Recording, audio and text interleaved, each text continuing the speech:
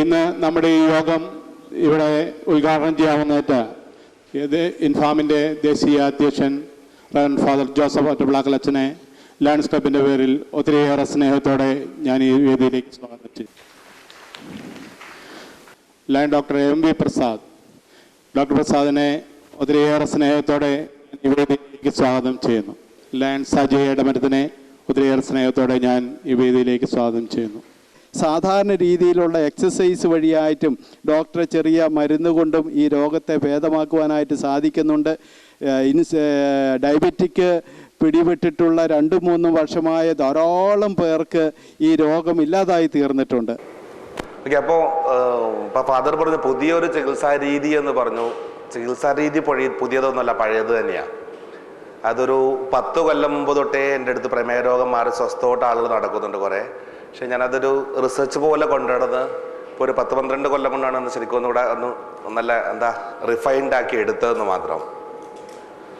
അപ്പോൾ ചികിത്സ ഇത് തുടങ്ങുന്നത് കൊല്ലങ്ങൾക്ക് മുമ്പ് വെച്ചാൽ ഒരു 10-12 കൊല്ലം മുമ്പ് ഇതുപോലെ തന്നെ ഒരു പള്ളി, ശശിമല പള്ളി, അവിടെ നിന്ന് ഒരു തോമസ് ചേട്ടൻ നിന്നാണ് തുടങ്ങുന്നത് ചികിത്സ. നിങ്ങളുടെ പലരുടെയും ആഗ്രഹം പോലെ തന്നെ എന്നോട് ആ ഒരേ ഒരു കാര്യം ചോദിച്ചുള്ളൂ, എനിക്കൊന്ന് കഞ്ഞി കുടിച്ച് മരിച്ചാൽ മതി ഡോക്ടറെ, കഞ്ഞി കുടിച്ചൊന്ന് മരിച്ചാൽ മതി എന്നാണ് പറഞ്ഞത് ആകെ. അപ്പം ഞാൻ പറയുന്ന കാര്യങ്ങൾ ചെയ്യുകയാണെങ്കിൽ കഞ്ഞിയും കുടിച്ചോ കപ്പയും നിന്നോ ചോറുന്നോ ഒരു കുഴപ്പമില്ല, എല്ലാം കഴിച്ചോളാം പറഞ്ഞു. 1-2 ചെറിയ കാര്യം പറഞ്ഞു. ആകെ ഞാൻ പറഞ്ഞത് ഒന്ന് ഡെയിലി ശശിമല പള്ളിയുടെ മുകളിൽ പോയി ഒരു മാസം കൂടി തിരിച്ചു വരാൻ പറഞ്ഞു. അത് പറഞ്ഞു എന്തുകൊണ്ട് എനിക്കറിയില്ല, 2 മാസം കൊണ്ട് 6 ഗുളിക ഉണ്ടായിരുന്നു, 1/2 ഗുളികയിലേക്ക് കുറഞ്ഞു. ഡെയിലി പള്ളി കയറിയോണ്ട് വ്യായാമം കിട്ടുകൊണ്ടാണോ അല്ലെ പള്ളി കയറി മാസം കൂടിയപ്പോൾ മനസ്സിന് സമാധാനം കിട്ടുകൊണ്ടാണോ? ഞാൻ പ്രമേഹ രോഗിയുടെ തെറ്റുകൾ മാത്രം ശ്രദ്ധിച്ചിട്ടുള്ളൂ, ശരികൾ നോക്കി പോയിട്ടില്ല ഇതുവരെ. എവിടെയാണ് പ്രമേഹ രോഗി തെറ്റിയത്? നിങ്ങളിപ്പോൾ 10, 15, 20 കൊല്ലം ചികിത്സ എടുത്ത ആളുകൾ ധാരാളം കാണും. പക്ഷെ നിങ്ങളുടെ റിസൾട്ട് എങ്ങനെയാണ്? 10 കൊല്ലം തുടർച്ചയായിട്ട് ഞങ്ങൾ ഡോക്ടർമാർ പറഞ്ഞ എല്ലാം നിങ്ങൾ കേട്ടിട്ടുണ്ടാവും, അനുസരിച്ച് കാണും, പറഞ്ഞതുപോലെ ചെയ്തിട്ടുണ്ടാവും. പക്ഷേ ആരോഗ്യം ഇപ്പം എങ്ങനെയുണ്ട്? ഓരോ ദിവസം പുറകോട്ട് തന്നെയല്ലേ? ഇത്രയും കാലം ചികിത്സ എടുത്തിട്ട് ആരോഗ്യം ഭേദപ്പെട്ടിട്ടുണ്ടോ? മരുന്നിൻ്റെ ഡോസ് കുറഞ്ഞിട്ടുണ്ടോ? ഇല്ല, എല്ലാവരും മരുന്നിൻ്റെ ഡോസ് കൂടിക്കൊണ്ടേയിരിക്കുന്നു. ശരീരത്തിൻ്റെ ക്ഷീണം, തളർച്ച, ശരീരം വേദന, ബുദ്ധിമുട്ടുകളെല്ലാം, ഓർമ്മക്കുറവ്, എല്ലാ ബുദ്ധിമുട്ടും കൂടിക്കൊണ്ടേയിരിക്കുന്നു. മരുന്നിൻ്റെ ഡോസും കൂടിക്കൊണ്ടേയിരിക്കുന്നു. താഴേക്ക് വരുന്നുണ്ടോ ആരെങ്കിലും? ഇത്രയും കാലം ചികിത്സ കൃത്യം എടുത്ത ആളാണെങ്കിൽ പോലും റിസൾട്ട് കിട്ടുന്നുണ്ടോ? നിങ്ങൾക്ക് കിട്ടുന്നുണ്ടോ? ആർക്കെങ്കിലും തോന്നിയിട്ടുണ്ടോ അങ്ങനെ നന്നായി വരുന്ന പോലെ? ഓരോ ദിവസം ആരോഗ്യം പോയിക്കൊണ്ടേയിരിക്കുന്നു അല്ലേ? അപ്പോൾ പറയുന്നതെല്ലാം അനുസരിച്ച് പോയിട്ട് എന്തുകൊണ്ട് നിങ്ങളുടെ ആരോഗ്യം പുറകോട്ട് പോകുന്നു? ഞങ്ങൾക്കും വേണമെങ്കിൽ തെറ്റ് പറ്റാം. എന്നുവെച്ചാൽ ഞങ്ങൾ പുസ്തകത്തിൽ എഴുതി തന്നാൽ പഠിച്ചിട്ട് അതനുസരിച്ച് വരുന്നു, ഞങ്ങൾ ചെയ്തു പോകുന്നു. അപ്പോൾ ആദ്യം പുസ്തകം എഴുതിയ ആൾക്ക് തെറ്റ് പറ്റിയാൽ എല്ലാവർക്കും തെറ്റിപ്പോകാം. അപ്പോൾ എവിടെയെങ്കിലും തെറ്റുകൾ ഉണ്ടോ എന്ന് മാത്രം ഞാൻ അന്വേഷിച്ച് പോയിട്ടുള്ളത്. അപ്പോൾ പ്രമേഹ രോഗത്തെ കാണുന്ന കാഴ്ചപ്പാട്, ഇത് മുമ്പോട്ട് കൊണ്ടുപോകുന്ന രീതി, ഒരു രോഗി അത് വിലയിരുത്തി നോക്കുമ്പോൾ നമ്മൾ വെറുതെ നിങ്ങൾ തന്നെ ചിന്തിച്ച് നോക്കാം. ഒരു ഡോക്ടർ മരുന്നെഴുതി നിങ്ങൾക്ക് തരുന്നു, മിക്കവാറും നിങ്ങൾ 3, 4, 6 മാസം അതേ പോകും. കൃത്യമായിട്ട് കൺസൾട്ട് ചെയ്യുന്ന ആളുകൾ തന്നെ കുറവായിരിക്കും. എല്ലാ മാസം കൃത്യമായിട്ട് ഡോക്ടറെ കാണുന്നവരാണ് എല്ലാവരും, അത് തന്നെ കണക്കായിരിക്കും. ഇനി അഥവാ ആണെങ്കിൽ പോലും ഇന്നത്തെ രക്തത്തിലെ അളവ്, മൂത്രത്തിലെ അളവ്, ആ അളവിനനുസരിച്ച് ഡോക്ടർ ഡോസ് അഡ്ജസ്റ്റ് ചെയ്ത് എഴുതി തരുന്നു. ഇതുകൊണ്ട് വീട്ടിൽ പോകുന്ന നിങ്ങൾ ഓരോ ദിവസവും, പ്രമേഹം എന്ന് പറയുന്ന സാധനം, രക്തത്തിലെ പഞ്ചസാര ഓരോ ദിവസവും കൂടിയും കുറഞ്ഞും മാറിക്കൊണ്ടിരിക്കും. ടെൻഷൻ അനുസരിച്ച്, കഴിക്കുന്ന ഭക്ഷണത്തിനനുസരിച്ച്, കാലാവസ്ഥക്കനുസരിച്ച്, നിങ്ങളുടെ വ്യായാമങ്ങൾക്കനുസരിച്ച് നടന്നു ഓരോ ദിവസവും ഇത് മാറിക്കൊണ്ടേയിരിക്കും. പക്ഷെ നിങ്ങളുടെ ഡോസ് നിങ്ങൾ ഫിക്സ് ചെയ്ത് ഡോസ് കഴിച്ചുകൊണ്ടിരിക്കുകയും ചെയ്യും. അപ്പം എവിടെയാണ് ഇതിൻ്റെ അഡ്ജസ്റ്റ്മെൻറ്റ് പോലും ശരിയല്ല. നിങ്ങൾ പലരും കൺട്രോൾ എന്ന് വിചാരിച്ച് രാവിലെ തൊട്ട് വൈകുന്നേരം പട്ടിണി കിടക്കുന്നുണ്ടാവും. പക്ഷെ കൺട്രോൾ എന്ന് വിചാരിച്ച് പോകുന്ന പലരും അഡ്ജസ്റ്റ്മെൻറ്റ് പോലും ശരിയായിരിക്കില്ല. അപ്പോൾ ഓരോ ദിവസവും ചാടിക്കളിക്കുന്ന രക്തത്തിലെ പഞ്ചസാരയെ അല്ലെങ്കിൽ ഈ പ്രമേഹത്തെ എങ്ങനെ കൈകാര്യം ചെയ്യാൻ കുറേ കാര്യം പഠിക്കാനുള്ളതുണ്ട്. ഞാൻ നോക്കി വരുമ്പോൾ ഏറ്റവും വലിയ തെറ്റെന്ന് പറയുന്നത് പ്രമേഹ രോഗിയുടെ പ്രമേഹത്തെക്കുറിച്ചുള്ള അറിവ് അത് ഏകദേശം 0. എത്ര അറിവുള്ള ആളാണെങ്കിലും അത് 0 എന്ന് ഞാൻ പറയും. അത് കുറച്ച് കഴിയുമ്പോൾ നിങ്ങൾക്ക് മനസ്സിലാവും. നിങ്ങളുടെ ധാരണകൾ ശരിക്കും പറഞ്ഞാൽ തെറ്റിദ്ധാരണകളുടെ ഒരു കൂമ്പാരോ പ്രമേഹ രോഗി എന്ന് പറഞ്ഞാൽ. അപ്പോൾ ആദ്യമേ പ്രമേഹ രോഗം എന്താണ്, ഇത് നിങ്ങളുടെ ശരീരത്തെ എങ്ങനെ ബാധിക്കുന്നു. ഇപ്പോൾ ശരീരത്തെ എങ്ങനെ ബാധിക്കുന്നു ഇപ്പോൾ തന്നെ പലരും ഉറക്കം തൂങ്ങി തുടങ്ങിയിട്ടുണ്ട്. പലരും ഇപ്പോൾ തന്നെ ഇങ്ങനെ തലയൊക്കെ കണ്ണൊക്കെ ഇങ്ങനെ തുറക്കുന്നുണ്ട്. ഇത് നിങ്ങളുടെ ശരീരത്തെ എങ്ങനെ ബാധിക്കും? ഇതുവരെ ഉണ്ടായ കേടുകൾ, നിങ്ങളുടെ കാല് തരിപ്പ്, കണ്ണുമൂടൽ, ഓർമ്മക്കുറവ്, 100 കൂട്ടം പ്രശ്നങ്ങൾ, ഇതെല്ലാം എന്തുകൊണ്ട് സംഭവിച്ചു? ഈ കേട് മാറ്റാൻ എന്തു ചെയ്യണമായിരുന്നു എന്ന് പറഞ്ഞിട്ട് കാര്യമില്ല. ഇനി എന്ത് ചെയ്യണം? ഇനി അങ്ങോട്ട് കേട് പറ്റാതിരിക്കാൻ എന്തു ചെയ്യണം? കുറച്ച് കാര്യങ്ങൾ പ്രമേഹത്തെക്കുറിച്ച് അതിൻ്റെ അടിത്തറ മനസ്സിലാക്കി മുമ്പോട്ട് പോയിട്ടുണ്ടെങ്കിൽ നിങ്ങൾക്ക് വളരെ പെട്ടെന്ന് സ്വന്തമായിട്ട് ചികിത്സിക്കാവുന്ന ഒരു സെറ്റപ്പിലേക്ക് എത്താൻ പറ്റും. മനസ്സിലാവുന്നത്? അല്ലേ? പ്രമേഹ രോഗം എന്ന് പറയുന്നത് ഡോക്ടർ ചികിത്സിക്കേണ്ട രോഗമല്ല, ഇത് രോഗി ചികിത്സിക്കേണ്ട രോഗമാണ്. എന്താ പ്രമേഹം എന്ന് പറയുമ്പോൾ? ഇൻസുലിൻ്റെ കുറവ് അല്ലേ? അത് പാൻക്രിയാസ് ഗ്രന്ഥിയുടെ കേട് കാരണം ഇൻസുലിൻ്റെ കുറവ്. അത് എഴുതാനുള്ള ഒന്നുമില്ല, ഞാൻ പിന്നെ റിപ്പീറ്റ് ചെയ്തിട്ടേ ഇരിക്കും. കാര്യം നിങ്ങളിത് മുഴുവൻ മറന്നുപോലെ കുറച്ച് കഴിയുമ്പോൾ എല്ലാവരും മറവിയായിരിക്കും. എനിക്കറിയാം, ഇവിടുന്ന് ചിലപ്പോൾ വീട്ടിലേക്ക് പോകുന്ന വഴി വരെ മറന്നുകൊണ്ടുണ്ടാവും വേണേ. അപ്പോൾ പ്രമേഹ രോഗം എന്ന് പറയുമ്പോൾ പാൻക്രിയാസ് ഗ്രന്ഥിയുടെ കേട്, ഇൻസുലിൻ്റെ കുറവ് കാരണം രക്തത്തിലെ പഞ്ചസാരയുടെ അളവ് കൂടി പോകുന്നു. ഇതെല്ലാവർക്കും അറിയാലോ അല്ലേ? അപ്പോൾ പാൻക്രിയാസ് ഗ്രന്ഥിയുടെ കേടെന്ന് പറയുമ്പോൾ പല തോതിലാകാം. 10% കേടാകാം, 20% കേടാകാം, 50% കേടാകാം, 100% കേടാകാം വേണമെങ്കിൽ. അപ്പോൾ 100% കേടുകൾ നമ്മൾ ടൈപ്പ് 1 ഡയബറ്റീസ്, ജുവനൽ ഡയബറ്റീസ്, അത് പാൻക്രിയാസിൻ്റെ അകത്ത് ഇൻസുലിനെ വരാത്തത്, അതിന് നമ്മൾ ടൈപ്പ് 1 ഡയബറ്റീസ് അല്ലെങ്കിൽ ജുവനൽ ഡയബറ്റീസ് കുട്ടികൾക്ക് വരുന്നത് അല്ലെ? അതെല്ലാവർക്കും അറിയാലോ അല്ലേ? പാൻക്രിയാസിൻ്റെ അകത്ത് ഇൻസുലിനെ വരാത്തത്, പാൻക്രിയാസിൽ നിന്നും ഇൻസുലിൻ്റെ കുറവ്, അത് നമ്മൾ ടൈപ്പ് 2 ഡയബറ്റീസ് പറയുന്നത്. നിങ്ങൾ മിക്ക ആളുകൾക്കും ടൈപ്പ് 2 ഡയബറ്റീസ് ആയിരിക്കും. ഓക്കെ, അത് 10% കേടായിരിക്കാം, 20% കേടായിരിക്കാം, 50% കേടായിരിക്കാം, 100% കേടായിരിക്കാം. അപ്പം എത്രത്തോളം കേട് പാൻക്രിയാസിനുണ്ട് അതനുസരിച്ചാണ് പ്രമേഹത്തിൻ്റെ കടുപ്പം. മനസ്സിലാവുന്നുണ്ടോ? എത്രത്തോളം പാൻക്രിയാസിൻ്റെ കേടുണ്ടെന്നനുസരിച്ചാണ് പ്രമേഹ രോഗത്തിൻ്റെ കടുപ്പം. എത്ര കൊല്ലം പഴക്കം ഉണ്ടെന്നനുസരിച്ചാണ് ശരീരത്തിലുണ്ടാകുന്ന കേടുകളുടേത്. മനസ്സിലാവുന്നുണ്ടോ? നമ്മൾ പ്രമേഹത്തെ രണ്ടായിട്ട് കാണണം. ഒന്ന് ശരീരത്തിലുണ്ടാകുന്ന മുഴുവൻ കേടുകൾ, അത് എന്തുകൊണ്ടെന്ന് ഞാൻ പുറകെ പറഞ്ഞോളാം. പിന്നെ പാൻക്രിയാസ് ഗ്രന്ഥിയുടെ കേട്, 2 തലത്തിലാണ് കാണേണ്ടതിന്. അപ്പം ശരീരത്തിൽ ഉണ്ടാകുന്ന കേടുകൾ എന്താണെന്ന് പഠിച്ചാൽ നിങ്ങൾക്ക് പ്രമേഹത്തിൻ്റെ വ്യാപ്തി കിട്ടും ശരിക്കും. ഓക്കെ, അപ്പോൾ പാൻക്രിയാസിൻ്റെ കേട് കാരണം ഇൻസുലിൻ്റെ കുറവ്, രക്തത്തിലെ പഞ്ചസാരയുടെ അളവ് കൂടി പോകുന്നു എന്ന് പറഞ്ഞു. ഭക്ഷണം കഴിച്ചത് വായിലൂടെ വയറ്റിൽ ചെന്നു, ദഹിച്ചു, പഞ്ചസാരയായി മാറി, കുടലിൻ്റെ ഭിത്തിയിലൂടെ രക്തത്തിൽ കലങ്ങി, രക്തത്തിലൂടെ ഒഴുകിപ്പോയി ശരീരത്തിൻ്റെ എല്ലാ ഭാഗത്തേക്കും എത്തിയിട്ട് ഓരോരോ ജോലി ചെയ്യാനുള്ള ഊർജ്ജം ഉണ്ടാക്കാൻ ഉപയോഗിക്കും. ക്ലിയർ? മനസ്സിലാവുന്നുണ്ടല്ലോ അല്ലേ? അപ്പോൾ ഭക്ഷണം ദഹിച്ചുണ്ടായ ഗ്ലൂക്കോസ് കുടലിൻ്റെ ഭിത്തിയുടെ രക്തത്തിൽ കലങ്ങി, എല്ലാ ഭക്ഷണവും ദഹിച്ചതിന് ശേഷം ഗ്ലൂക്കോസ് ആയിട്ട് മാറാം. കൂടെ കുറച്ച് കൊഴുപ്പോ വിറ്റാമിൻസ് മിനറൽ സാധനങ്ങൾ. അതുകൊണ്ടാണ് ഭക്ഷണത്തിന് മുമ്പ് രക്തത്തിൽ 100 ഉള്ളത് ഭക്ഷണം കഴിയുമ്പോൾ 150, 160, 180 കൂടുന്നത്.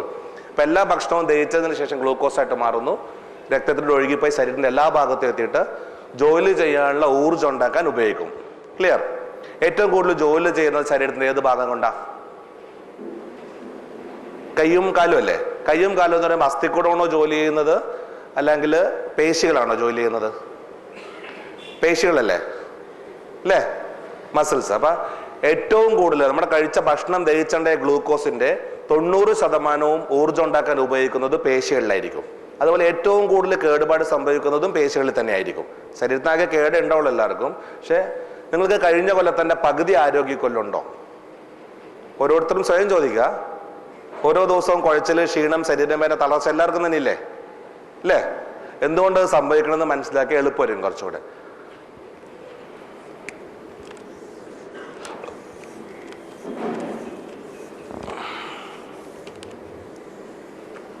ഇതുപോലെ ഇങ്ങനെ മണ്ണിര പോലെയുള്ള ബാക്കിൽ കാണുന്നുണ്ടല്ലോ അല്ലേ? ഇത് മണ്ണിര പോലെയുള്ള ഇറച്ചി നാരുകൾ, പേശി നാരുകൾ അല്ലെ ഇറച്ചി നാരുകൾ ഒരു 1000-ഓളം മണ്ണിരനെ കൂട്ടിക്കെട്ടിയാൽ നമ്മുടെ ഈ ഒരു മസിലാകും. ഓക്കെ, ഞങ്ങൾക്ക് ഇത് ശരിക്കുള്ള സയൻസ് അല്ല, നിങ്ങൾക്ക് മനസ്സിലാക്കാൻ വേണ്ടിയാണ്. ഒരു 1000 മണ്ണിരകളെ കൂട്ടിക്കെട്ടിയിട്ടുണ്ടെങ്കിൽ നമ്മുടെ കയ്യിൽ ഒരു മസിലാകും. ഇതുപോലെ ഒരു 10% ഇൻസുലിൻ്റെ കുറവുള്ള രോഗിയാണെങ്കിൽ ഈ 1000 മണ്ണിരകളെ കൂട്ടിക്കെട്ടിയാൽ ഒരു മസിലാകും എന്ന് പറഞ്ഞു. ഈ 1000 മണ്ണിരകളിലെ ഒരു 900 മണ്ണിരകളിൽ ഇൻസുലിൻ ഉണ്ട്, ഒരു 100 മണ്ണിരയിൽ ഇൻസുലിൻ ഇല്ല.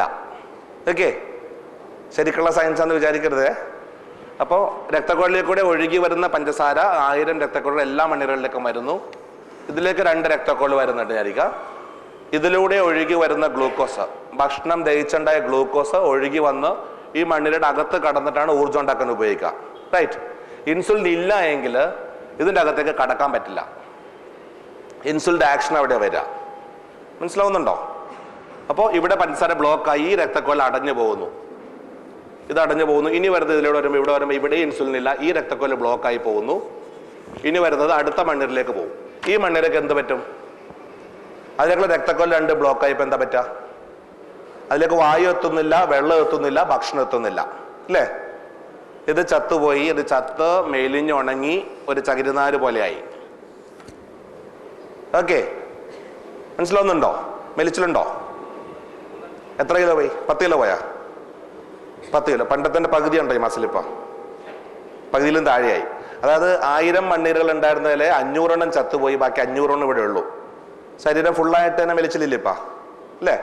അല്ലെങ്കിൽ ഇങ്ങനെ പറയാണ്ട് പകുതിയോളം മരിച്ചൊരു ചേട്ടൻ ഇരിക്കുന്നു ഇവിടെ മുമ്പിൽ, ശരിയല്ലേ? നിങ്ങൾക്കും തോന്നും കഴിഞ്ഞ കൊല്ലത്തിന്റെ പകുതി ആരോഗ്യമല്ലേ ഉള്ളൂ. അപ്പൊ ഞാൻ പകുതി എന്ന് ഉദ്ദേശിച്ച് അങ്ങനെ കൂട്ടിയാൽ മതി. അല്ല, ഞാൻ എനിക്ക് നോക്കിയാറ് കൊണ്ടാ പറഞ്ഞത്, ഇങ്ങോട്ട് നോക്കുന്നില്ല, ഞാൻ അങ്ങോട്ട് നോക്കിയത് കൊണ്ടാ, ഒറ്റ നോട്ടത്തിൽ. അപ്പൊ പകുതിയോളം മരിച്ചൊരു ചേട്ടനെ മുമ്പിലിരിക്കുന്നെന്ന് പറയാം. ഓരോ ദിവസം നിങ്ങൾക്ക് അനുഭവപ്പെടുന്നുണ്ടാവും കഴിഞ്ഞ കൊല്ലത്തിന്റെ പകുതി ആരോഗ്യ കൊല്ലം തോന്നുന്നുണ്ടോ? ഇല്ല. ഓർമ്മക്കുറവ് ഇല്ലാത്ത ആരെങ്കിലും കൂട്ടത്തിലുണ്ടോ ഇവിടെ? അങ്ങനെ ചോദിക്കാം. ഓർമ്മക്കുറവ് ഉണ്ടോ എന്ന് ചോദിക്കാനില്ല, ഓർമ്മക്കുറവ് ഇല്ലാത്ത ആരെങ്കിലും ഇവിടെ ഉണ്ടോ? തുടക്കക്കാർക്ക് ചിലപ്പോൾ കാണും, കുറച്ച് പ്രമേയം ഇല്ലാത്തവർക്കും കാണും. എന്താ ഓർമ്മക്കുറവെന്ന് ആലോചിച്ച് നോക്ക്. തലച്ചോറിൻ്റെ അകത്ത് 1,00,000 കോശങ്ങൾ ഓരോ ദിവസവും ഓരോന്നോ ചത്ത് ഇങ്ങനെ പോയിക്കൊണ്ടിരിക്കും. മനസ്സിലാവുന്നുണ്ടോ? ആ പ്രമേയത്തിന്റെ വ്യാപ്തി കിട്ടണം. തലച്ചോറിനകത്ത് ഓരോ തലച്ചോറിന്റെ കോശങ്ങളും ഇങ്ങനെ ചകിരിച്ചോറായിക്കൊണ്ടിരിക്കും. ഇപ്പം ശരിക്കും തന്നെ ഉപയോഗിക്കുന്ന പേശി പകുതിയോളം ചത്തു പോകുമ്പോൾ ഉപയോഗിക്കാത്ത തലച്ചോറ്, ഞാൻ ഉദ്ദേശിച്ച അനങ്ങാതിരിക്കുന്ന തലച്ചോറ് എത്രത്തോളം പോയി കാണും? ഇപ്പൊ നശിച്ചു പോയി കാണും. അതിന്റെ പകുതി മുക്കാലും നശിച്ചപ്പോഴായിരിക്കും ഇപ്പോൾ ഓർമ്മക്കുറവ് മാത്രമേ പലർക്കും ഉണ്ടാവുള്ളൂ. തലച്ചോറിന്റെ കോശങ്ങൾ ഓരോ ദിവസം ചത്തുപോയിക്കൊണ്ടേയിരിക്കുന്നു, അതുകൊണ്ടാണ് ഓർമ്മക്കുറവ് വരുന്നത്. ഓക്കെ, ഇതുപോലെ പ്രമേയ രോഗിയുടെ കാല് മുറിച്ചെന്ന് കേട്ടിട്ടില്ലേ? പ്രമേയ രോഗിയുടെ കാല് മുറിച്ചെന്ന് കേട്ടിട്ടുണ്ടല്ലോ. എന്താ ഇതുപോലെ ഒന്ന് ആലോചിച്ച് നോക്ക്. എൻ്റെ കാലിലൊരു മുറിവുണ്ടായിട്ടുണ്ടെങ്കിൽ എൻ്റെ രക്തത്തിലെ വെളുത്ത രക്താണുക്കൾ രക്തത്തിലൂടെ ഒഴുകി വന്ന മുറിവിലെത്തി മുറിവ് ഉണങ്ങാൻ സഹായിക്കും. പ്രമേയ രോഗിക്ക് എന്താ പറ്റുക? അവൻ്റെ ഭാഷ ഇത്. അതായത് പണ്ടെല്ലാം എൻ്റെ വേഗം ഉണങ്ങുന്ന ശരീരമായിരുന്നു, മുറിവുണ്ടായി ഉണങ്ങുമായിരുന്നു. ഈ അടുത്ത കാലത്തായിട്ട് ഉണങ്ങുന്നില്ല. എന്താ കാരണം? അത് ആദ്യം ചെറിയ രക്തക്കൊലകൾ ബ്ലോക്ക് ഉണ്ടായിരുന്നുള്ളൂ. ഓരോ ദിവസം കഴിയുന്തോറും പുതിയ രക്തക്കൊലകൾ ബ്ലോക്ക് ആകാൻ തുടങ്ങി. കുറച്ചുകൂടെ വലിയ കുഴൽ ബ്ലോക്കുകൾ കൂടിക്കൊണ്ടേയിരിക്കുന്നു. ഓക്കെ, ഇത് കുറച്ച് കഴിയുമ്പോൾ ചില ഭാഗങ്ങളിലേക്ക് രക്തയോട്ടേ ഇല്ലാതാകും. ഇത് അങ്ങനത്തെ ഒരു ഭാഗത്ത് ഇപ്പോൾ കാലിൻ്റെ വിരലിൽ ഒരു മുറിവുണ്ടായി, അത് പഴുക്കാൻ തുടങ്ങും. അപ്പോൾ എന്നുവെച്ചാൽ രക്തത്തിലൂടെ വെളുത്ത രക്താണുക്കൾ മുറിവിലേക്ക് എത്തുന്നില്ല, ഉടനെ അത് പഴുക്കാൻ തുടങ്ങും. ഉടനെ എന്താ ചെയ്യുക? അടുത്തുള്ള ഡോക്ടറെ കാണും, മരുന്ന് വാങ്ങും. ഓക്കെ, വായിലൂടെ ഗുളിക കഴിച്ചു, ഗുളിക വയറ്റിൽ ചെന്നു, ദഹിച്ചു, വയറ്റിൽ നിന്ന് രക്തത്തിലേക്ക് ചെന്നു, രക്തത്തിലൂടെ ഒഴുകി മുറിവിലേക്ക് എത്തണം. പക്ഷെ മുറിവിലേക്ക് രക്തോട്ടം ഇല്ല. ഉടനെ ഇഞ്ചക്ഷൻ ആക്കിയാലും രക്തത്തിലൂടെ മുറിവിലേക്ക് രക്തത്തിലൂടെ മരുന്ന് എത്തണം. റൈറ്റ്? പ്രമേയ രോഗിയിലെ രക്തക്കൊല്ല എവിടെ വരെ രക്തോട്ടം ഉണ്ടോ അവിടെ വെച്ച് ബ്ലോക്ക്, അതിൻ്റെ അപ്പുറത്തേക്ക് മരുന്ന് എത്തുന്നില്ല. മനസ്സിലാവുന്നുണ്ടോ? അവിടെ വരെ കാല് പഴുത്ത് കയറും, അവിടെ വെച്ച് കാല് മുറിക്കേണ്ടി വരും. ക്ലിയർ ആയോ? എന്താ നാളെ നിങ്ങൾക്ക് എന്താ സംഭവിച്ചൂടെ? ഇത് നിങ്ങൾക്കില്ലേ? കാല് ധരിപ്പില്ലേ? ഓർമ്മക്കുറവില്ലേ? കണ്ണുമൂടലില്ലേ? ശരീര ക്ഷീണം, മെലിച്ചിൽ, എല്ലാ ബുദ്ധിമുട്ടും ഇല്ലേ? നാളെ നിങ്ങളുടെ കാല് മുറിച്ചുകൊണ്ടിരിക്കുന്നു ഓരോരുത്തരുടെയും. പക്ഷെ നമ്മൾ സ്വയം ആശ്വസിക്കുക, എൻ്റെ മുറിക്കൂല, ആ ചേട്ടൻ്റെ ഈ ചേട്ടൻ്റെ മുറിക്കുക, എൻ്റെ മുറിക്കൂല. ഉറങ്ങണ ചേച്ചി വിചാരിച്ചത് ചേച്ചിയുടെ ഉറങ്ങി കേൾക്കാത്തതുകൊണ്ട് കുഴപ്പമില്ല. ഇത് കേട്ടാലേ പ്രശ്നമുള്ളൂ, കേട്ടില്ലൊരു കുഴപ്പമില്ല. അയാൾ അവിടെ നിന്ന് ഇവിടെ പേടിപ്പിക്കാൻ വന്നേക്കെ, കാല് മുറിക്കും, ഇറച്ചി ചത്തുപോവും, പകുതി ചത്തുപോയി, ഇത് പേടിപ്പിക്കാൻ വന്നേക്കെ ഇവിടെ ഇവിടെ വരെ. ചേച്ചിയെല്ലാം ഉറക്കമെന്ന് ഉറക്കത്തെ എൻ്റെ ഇപ്പം കേൾക്കുന്നതാ. ഓക്കെ, അപ്പോൾ പ്രമേയത്തോടുള്ള കാഴ്ചപ്പാട് ചെറുതായിട്ടൊന്ന് മാറ്റാം. നിങ്ങളിപ്പോൾ ചികിത്സിക്കുന്ന എന്തിനാണ്? മാസം രക്തം നോക്കുക, അതും കണക്കായിരിക്കും നോക്കല്. 2, 3, 4 മാസം കൊണ്ടുമ്പോഴായിരിക്കും നോക്കല്. എന്നാലും ചിലർ 4 മാസം നോക്കുന്ന 2 ആകാം. രക്തം നോക്കുക, രക്തത്തിലെ അളവിനനുസരിച്ച് ഡോസ് അഡ്ജസ്റ്റ് ചെയ്യുക. ഗുളിക കൂടുതലാണെങ്കിൽ അല്പം മരുന്ന് കൂട്ടുക, കുറവാണെങ്കിൽ അല്പം കുറക്കുക. അല്ല, ഇതല്ലേ ചെയ്തുകൊണ്ടിരിക്കുന്നത്, കൊല്ലങ്ങളായിട്ട് ചെയ്യുന്നത്. അത് നിങ്ങൾ ഇപ്പം ചികിത്സിച്ചിട്ടിരിക്കുന്ന എന്തിനാ? രക്തത്തിലെ പഞ്ചസാരേന, അല്ലേ? ഇതെന്നാ മാറുക? ഒരു മനുഷ്യൻ മരിക്കണം, ജനിച്ചന്നോട്ട് മരിക്കണം എന്നവരെ രക്തത്തിൽ പഞ്ചസാര ഉണ്ടാകും. ഇതിൻ്റെ ഏറ്റക്കുറച്ചിൽ പലതും ഉണ്ടാകും. അതിനനുസരിച്ചെങ്കിലും അഡ്ജസ്റ്റ് ചെയ്യാതെ മാസത്തൊരിക്കൽ രക്തത്തിൽ അളവ് നോക്കുക, അന്നത്തെ അളവ് നോക്കുക, അതിൻ്റെ ഒപ്പം ഗുളിക അഡ്ജസ്റ്റ് ചെയ്യുക. പിന്നെ 1 മാസം അങ്ങോട്ട് പോകും. പറയാൻ വെച്ചാൽ ഞങ്ങൾ ഏറ്റവും നല്ല ഡോക്ടറായിരിക്കും കാണിക്കുന്നത്. ആ ഡോക്ടർക്ക് ഒന്നും ചെയ്യാനില്ല അവിടെ. ഞങ്ങൾ ആ ദിവസത്തെ രക്തത്തിലെ അളവ്, മൂത്രത്തിലെ അളവിനനുസരിച്ച് മരുന്ന് എഴുതി തന്ന് വിടുന്നു. അടുത്ത ദിവസം നിങ്ങൾ ടെൻഷൻ അടിച്ചോ, നിങ്ങൾ ഓടിയോ, ചാടിയോ, തലകുത്തിന്നോ, ഒരാഴ്ച നടുവിന് കിടന്നുപോയോ, അല്ലെങ്കിൽ പനി പിടിച്ച് കിടന്നു, ഞങ്ങളിത് അറിയുന്നുണ്ടോ? നിങ്ങൾക്ക് എന്ത് ബുദ്ധിമുട്ട് ഇത് വരുമ്പോഴും ഷുഗർ കൂടുകയും കുറയുകയും ചെയ്യും. ഇതിനനുസരിച്ച് അഡ്ജസ്റ്റ് ചെയ്യാൻ നിങ്ങൾ പഠിക്കണം. അല്ല ഓരോ ദിവസവും നിങ്ങളുടെ ഡോസ് അഡ്ജസ്റ്റ് ഞങ്ങളെ കൊണ്ടാവില്ല. മനസ്സിലാവുന്നുണ്ടോ? പക്ഷേ ഇവിടെയും ചികിത്സ ഞാൻ പറഞ്ഞ അഡ്ജസ്റ്റ്മെന്റുകളുടെ ലോകത്തെ പ്രമേയ രോഗി പോകണം. അവിടെ നിന്ന് കൺട്രോളിലേക്കെങ്കിലും വരണം. ഓക്കെ, അപ്പോൾ കൺട്രോളിലേക്ക് വരാനുള്ള വഴികൾ ആദ്യം പഠിക്കാം. അപ്പോൾ ഈ പറഞ്ഞു തന്ന കാര്യം ഓർക്കുക, അത് അടിഞ്ഞുകൂടുന്ന പഞ്ചസാരയാണ് നിങ്ങൾക്ക് മുഴുവൻ പ്രശ്നങ്ങൾ ഉണ്ടാക്കുന്നത്. റെഡി അല്ലേ? അറ്റാക്ക് ഉള്ളവർ ഈ കൂട്ടത്തിലുണ്ട്. ECG എടുത്ത് അറ്റാക്ക് ഉണ്ടെന്ന് വെറുതെ കൈപ്പോക്ക് അറ്റാക്ക് ഉള്ളത് ECG എടുത്ത് ഉണ്ടെന്ന് പറഞ്ഞു. ECG എടുത്തിട്ടൊന്നും ഇല്ലാന്ന് ഉറപ്പാക്കിയവരുണ്ടോ? അത് ചെയ്തിട്ടുണ്ടോ? ECG എടുത്തിട്ട് അറ്റാക്ക് ഇല്ലാന്ന് പറഞ്ഞു. അതായത് കൊടുത്ത കാശ് മുതലാകാത്ത ആൾക്കാർ കുറച്ച് പേരുണ്ട് അല്ലേ? ECG എടുത്തിട്ട് ഒന്നും ഇല്ല എന്ന് പറഞ്ഞു. പക്ഷെ നിരാശയൊന്നും വേണ്ട, എല്ലാവർക്കും കിട്ടിയിട്ടുണ്ടാവും. അത് ഞാൻ ഹാർട്ടാണ് ഉദ്ദേശിച്ചത്. ഹാർട്ടിന്റെ 4 അറകൾ, ഹൃദയത്തിനകത്തൊരു മോട്ടർ, ഹൃദയം ശരീരത്തിനകത്തൊരു മോട്ടർ, എല്ലാ ഭാഗത്തേക്ക് രക്തം പമ്പ് ചെയ്യുന്ന മോട്ടർ. ഹൃദയത്തിന്റെ ഭിത്തിയിലും ഇങ്ങനെ മണ്ണിര പോലെ നിറയെ ഇറച്ചുനാരുകളല്ലേ, ചിക്കൻ്റെ ഇത് കണ്ടിട്ടുണ്ടല്ലോ അല്ലേ? ഇതേപോലെ മണ്ണിര പോലെ ഇറച്ചുനാരുകൾ നിറയെ ഉണ്ടാകും. ഹൃദയത്തിന്റെ ഭിത്തിയിലേക്ക് രക്തോട്ടം എത്തിക്കുന്ന രക്തക്കുഴൽ, നമ്മൾ കൊറോണറി ആർട്ടറി പറയുന്നത്. ഈ ഒരു രക്തക്കുഴൽ ബ്ലോക്കായി എന്താ പറ്റുക? ഹൃദയത്തിന്റെ ഭിത്തിയിൽ ഇത്രയും സ്ഥലത്തേക്ക് രക്തോട്ടം ഇല്ലാതാവും അല്ലേ? ഇവിടെ ഒരു വലിയ രക്തക്കുഴൽ ബ്ലോക്ക് ആയിട്ടുണ്ടെങ്കിൽ ഇങ്ങോട്ട് രക്തോട്ടം എത്തുന്ന ആ ഭിത്തി ഫുള്ള് നിർജ്ജീവമായി പോകും. ഇത് നമ്മൾ അറ്റാക്ക് എന്ന് പറയുന്നത്. ഓക്കെ, ECG എടുത്തു നോക്കി അറ്റാക്ക് ഉണ്ടു എന്ന് പറഞ്ഞു, ബ്ലോക്ക് ഉള്ളത്. വലിയ രക്തക്കുഴൽ ബ്ലോക്ക് ഇല്ല, അറ്റാക്ക് ഇല്ല എന്ന് പറഞ്ഞു. പക്ഷേ പ്രമേയ രോഗിയുടെ വെറുതെ ആലോചിച്ച് നോക്കാം, വലിയ രക്തക്കുഴലാണോ ബ്ലോക്ക് ആകുക, ചെറിയ കുഴലുകളാണോ? ചെറിയ കുഴലുകളല്ലേ? ശരിയല്ലേ? 100 കണക്കിന് കുഞ്ഞു കുഞ്ഞു രക്തക്കുഴൽ ബ്ലോക്ക് ഉണ്ടാവും. ഇതൊരു ECGയിലും കാണിക്കില്ല. നിങ്ങളുടെ ഹൃദയത്തിന്റെ ഭിത്തി ഇങ്ങനെ അരിപ്പ പോലെ മനസ്സിൽ ഞാൻ ഊഹിക്കുകയാണ്. ഇതൊരു ECGയിൽ ഇത് കാണിക്കില്ല. ECG എടുത്ത് കുഴപ്പമില്ല എന്ന് അറിഞ്ഞു കാണും. പക്ഷെ നിങ്ങൾക്ക് കയറ്റം കയറുമ്പോൾ നല്ല കിതപ്പില്ലേ, നെഞ്ചിടിപ്പില്ലേ? മിക്കവാറും ആളുകൾക്കില്ലേ അല്ലേ? ECG എടുത്ത് കുഴപ്പമില്ല എന്ന് അറിഞ്ഞു, പക്ഷേ കിതപ്പുണ്ടാവും, നെഞ്ചിടിപ്പ് കാണും, ഇത്ര മനസ്സിൽ കാണാം. വലിയ രക്തക്കുഴലിന്റെ ബ്ലോക്കാണ് ECG കാണിക്കുന്നത്. അതേസമയം ചെറിയ കുഴലുള്ള സ്മോൾ വെസൽ വാസ്കുലർ, ചെറിയ രക്തക്കുഴലാണ് ബ്ലോക്കായി പോയിക്കൊണ്ടേയിരിക്കുന്നത്. ഹൃദയത്തിന്റെ ഭിത്തി ഏകദേശം അരിപ്പ പോലെ ദ്രവിച്ചിട്ടുണ്ടാകും. അപ്പൊ ശരിക്കും ഹൃദയത്തിന്റെ വീക്ക്നെസ് നിങ്ങൾക്ക് തന്നെ മനസ്സിലാവും. ബട്ട് അങ്ങനെ എടുക്കണ്ട, മസിൽസ് ഇത്രയും പോയില്ലേ? ഹൃദയവും ശരീരത്തിനകത്താണല്ലോ, കിഡ്നി ശരീരത്തിനകത്താണല്ലോ.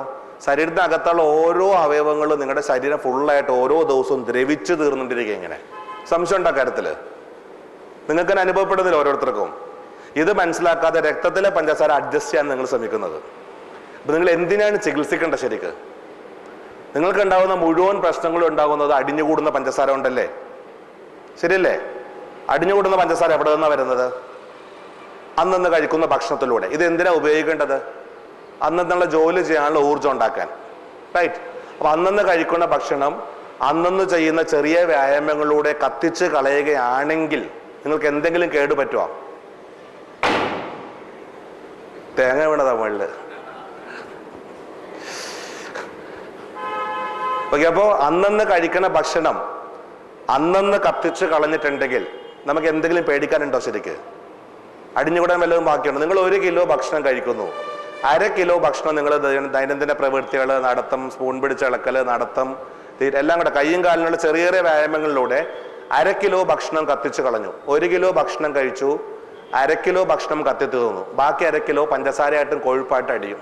അന്നന്ന് കഴിക്കുന്ന ഭക്ഷണം അന്നന്ന് കത്തിച്ചുള്ള കാര്യം. അപ്പോൾ 1 കിലോ ഭക്ഷണം കഴിച്ചു, 1/2 കിലോ കത്തിച്ചു കളഞ്ഞു, ബാക്കി 1/2 കിലോ പഞ്ചസാരയായിട്ടും കൊഴുപ്പായിട്ടും അടിഞ്ഞുകൂടും ശരീരത്തിൽ. പ്രമേയ രോഗിക്ക്, പ്രമേയമില്ലാത്തവർക്ക് കൊഴുപ്പായിട്ട് അടിയൊന്നും മേത്ത്. 1 കിലോ ഭക്ഷണം കഴിച്ചു, 1 കിലോയും കത്തിച്ചു കളഞ്ഞാലോ അടിഞ്ഞുകൂടാൻ ബാക്കിയുണ്ടോ? അപ്പൊ ഇനി അങ്ങോട്ട് കേടുപറ്റാതിരിക്കാൻ ചെയ്യേണ്ട എന്താ? അന്നന്ന് കഴിച്ച് അന്നന്ന് കത്തിച്ചു കളയാ. ഇനി അടിഞ്ഞുകൂടാൻ പഞ്ചസാര ബാക്കി വെക്കാതെ ചെയ്യാം. 1 കിലോ കഴിച്ച് 1.5 കിലോ കത്തിച്ചു കളഞ്ഞാലോ 1/2 കിലോ അധിക ഊർജം വേണ്ടേ? അതെവിടെ നിന്ന് എടുക്കും?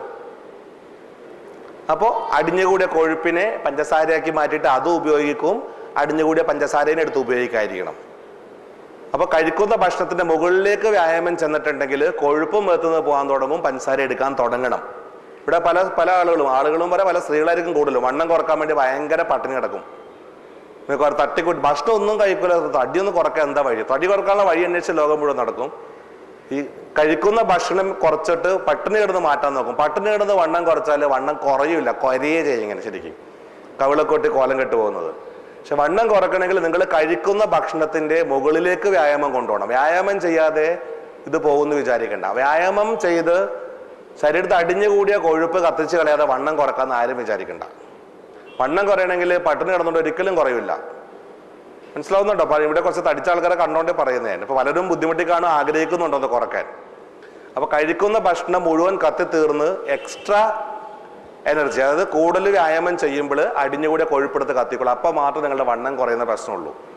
ഓക്കെ, അപ്പോൾ 1 കിലോ ഭക്ഷണം കഴിച്ച് 1.5 കിലോ കത്തിക്കുന്ന അവസ്ഥയിലെത്തിയാൽ അധികമുള്ള ഊർജ്ജത്തിന് വേണ്ടിയിട്ട് അടിഞ്ഞുകൂടിയ കൊഴുപ്പിനെയും പഞ്ചസാര എടുത്ത് കത്തിക്കാൻ തുടങ്ങും. അവിടെ നിങ്ങളുടെ ശരീരത്തിന്റെ കേടുമാറാൻ തുടങ്ങും. മനസ്സിലാവുന്നുണ്ടോ? അതായത് വ്യായാമം ചെയ്ത് ശരീരത്തിൽ ഇതുവരെ ഉണ്ടായ കേടുമാറ്റാം, ഇനി കേടങ്ങോട്ട് വരാതെ സൂക്ഷിക്കാം. റൈറ്റ്? ഇപ്പൊ ഫാദർ പറഞ്ഞപ്പോൾ ആദ്യം പറഞ്ഞത് വ്യായാമം ചെയ്ത് ഞാൻ 110 ചെയ്തു, 120 ചെയ്തു, 130 ചെയ്തു, എന്താ നിങ്ങൾക്ക് മനസ്സിലാവില്ല.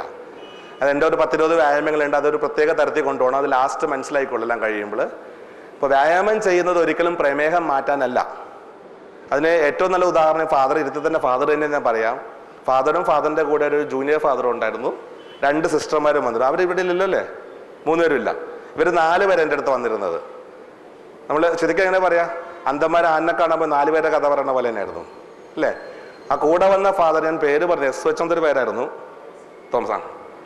ആ ഫാദർ ഗുളിക നിർത്തി, എല്ലാ ഗുളികയും നിർത്തി, ഒരു മരുന്ന് കഴിക്കുന്ന സ്വസ്ഥോട്ട് തലേദിവസം വരുമ്പോൾ ലഡുവും ജിലേബി പായസം വരെ കുടിച്ചോ നോക്കിയെന്ന് പറഞ്ഞു. ഗുളികയില്ല, ഒന്നുമില്ല, ഷുഗർ 110 108 ഫാദർ 140 ഉണ്ടായിരുന്നു. ഇൻസുലിൻ പകുതിയോളം കുറഞ്ഞു. പക്ഷെ എൻ്റെ മാത്രം മാറില്ല. കൂടെ വന്ന് 2 സിസ്റ്റർമാരുടെയും മാറി. ഇൻസുലിൻ നിർത്തി, ഗുളിക നിർത്തി. ഒരാൾ കാൽ ഗുളിക, ഇൻസുലിൻ എടുത്ത സിസ്റ്റർക്ക് കാൽ ഗുളിക ബാക്കിയുണ്ടായിരുന്നു. മറ്റേ സിസ്റ്ററുടെ മരുന്നും തീർത്തിരുന്നു. അപ്പം എൻ്റെ വ്യത്യാസം ആകെ ഒന്നുണ്ടായിരുന്നുള്ളൂ, ഫാദറിന് മധുരം കഴിക്കാൻ പേടിയായിരുന്നു. മറ്റൊരു 3 പേര് നന്നായിട്ട് മധുരം കഴിച്ചു. 3 പേർക്കും മാറി. ഫാദർ പേടിച്ച് മധുരം കഴിച്ച് ഫാദറിന്റെ കുറഞ്ഞില്ല. ഞാൻ സത്യം ഇരുത്തി തന്നെ പറയാം എന്തിനാ. അപ്പൊ അവിടെ മധുരത്തിന്റെ റോൾ എന്താണെന്ന് പുറകെ വന്നോളൂ, ഞാൻ വരുന്നതിലേക്ക്. അപ്പോൾ വ്യായാമം ചെയ്താൽ പ്രമേഹം മാറും എന്നായിരുന്നു ഫാദറുടെ മനസ്സിലുണ്ടായിരുന്നത്. വ്യായാമം ചെയ്ത് ഒരിക്കലും പ്രമേഹം മാറില്ല. പ്രമേഹം മാറണമെങ്കിൽ എന്ത് വേണം? പാൻക്രിയാസിന്റെ കേട് മാറണ്ടേ? മനസ്സിലായോ? നമ്മൾ 2ആയിട്ട് കാണണം പ്രമേഹത്തെ. ശരീരത്തിലുണ്ടാകുന്ന കേടുപാടുകൾ ഒരു വശത്ത്, പാൻക്രിയാസിന്റെ കേട് ഇപ്പുറത്തെ വശത്ത് വെക്കാം. ശരീരത്തിലുണ്ടായ കേടുകൾ മാറാൻ വേണ്ടി വ്യായാമം ചെയ്യുന്നു. അന്നന്ന് കഴിക്കുന്ന ഭക്ഷണം അന്നന്ന് കത്തിച്ചു കളയുന്നു. ഭാവിയിലേക്കൊന്നും പേടിക്കാതെ മുമ്പോട്ട് പോവാം. റൈറ്റ്? വ്യായാമം ചെയ്യാതെ ചികിത്സ നടത്താൻ ആരും വിചാരിക്കണ്ട. നിങ്ങൾ ഭക്ഷണം കഴിച്ചിട്ടുണ്ടോ, വ്യായാമം ചെയ്തിരിക്കണം. അല്ലെങ്കിൽ ആ എന്തായാലും പഞ്ചസാര ശരീരത്തിൽ അടിഞ്ഞുകൂടിയിരിക്കും. ഗുളിക കഴിച്ചിട്ട് രക്തത്തിലെ പഞ്ചസാര കുറച്ച് നിർത്തേണ്ടോന്നും ഒരിക്കലും ചികിത്സ ആകുന്നില്ല. ഓക്കെ, അപ്പോൾ വ്യായാമത്തിന്റെ റോള് ഒരു പകുതിയേ ഉള്ളൂ.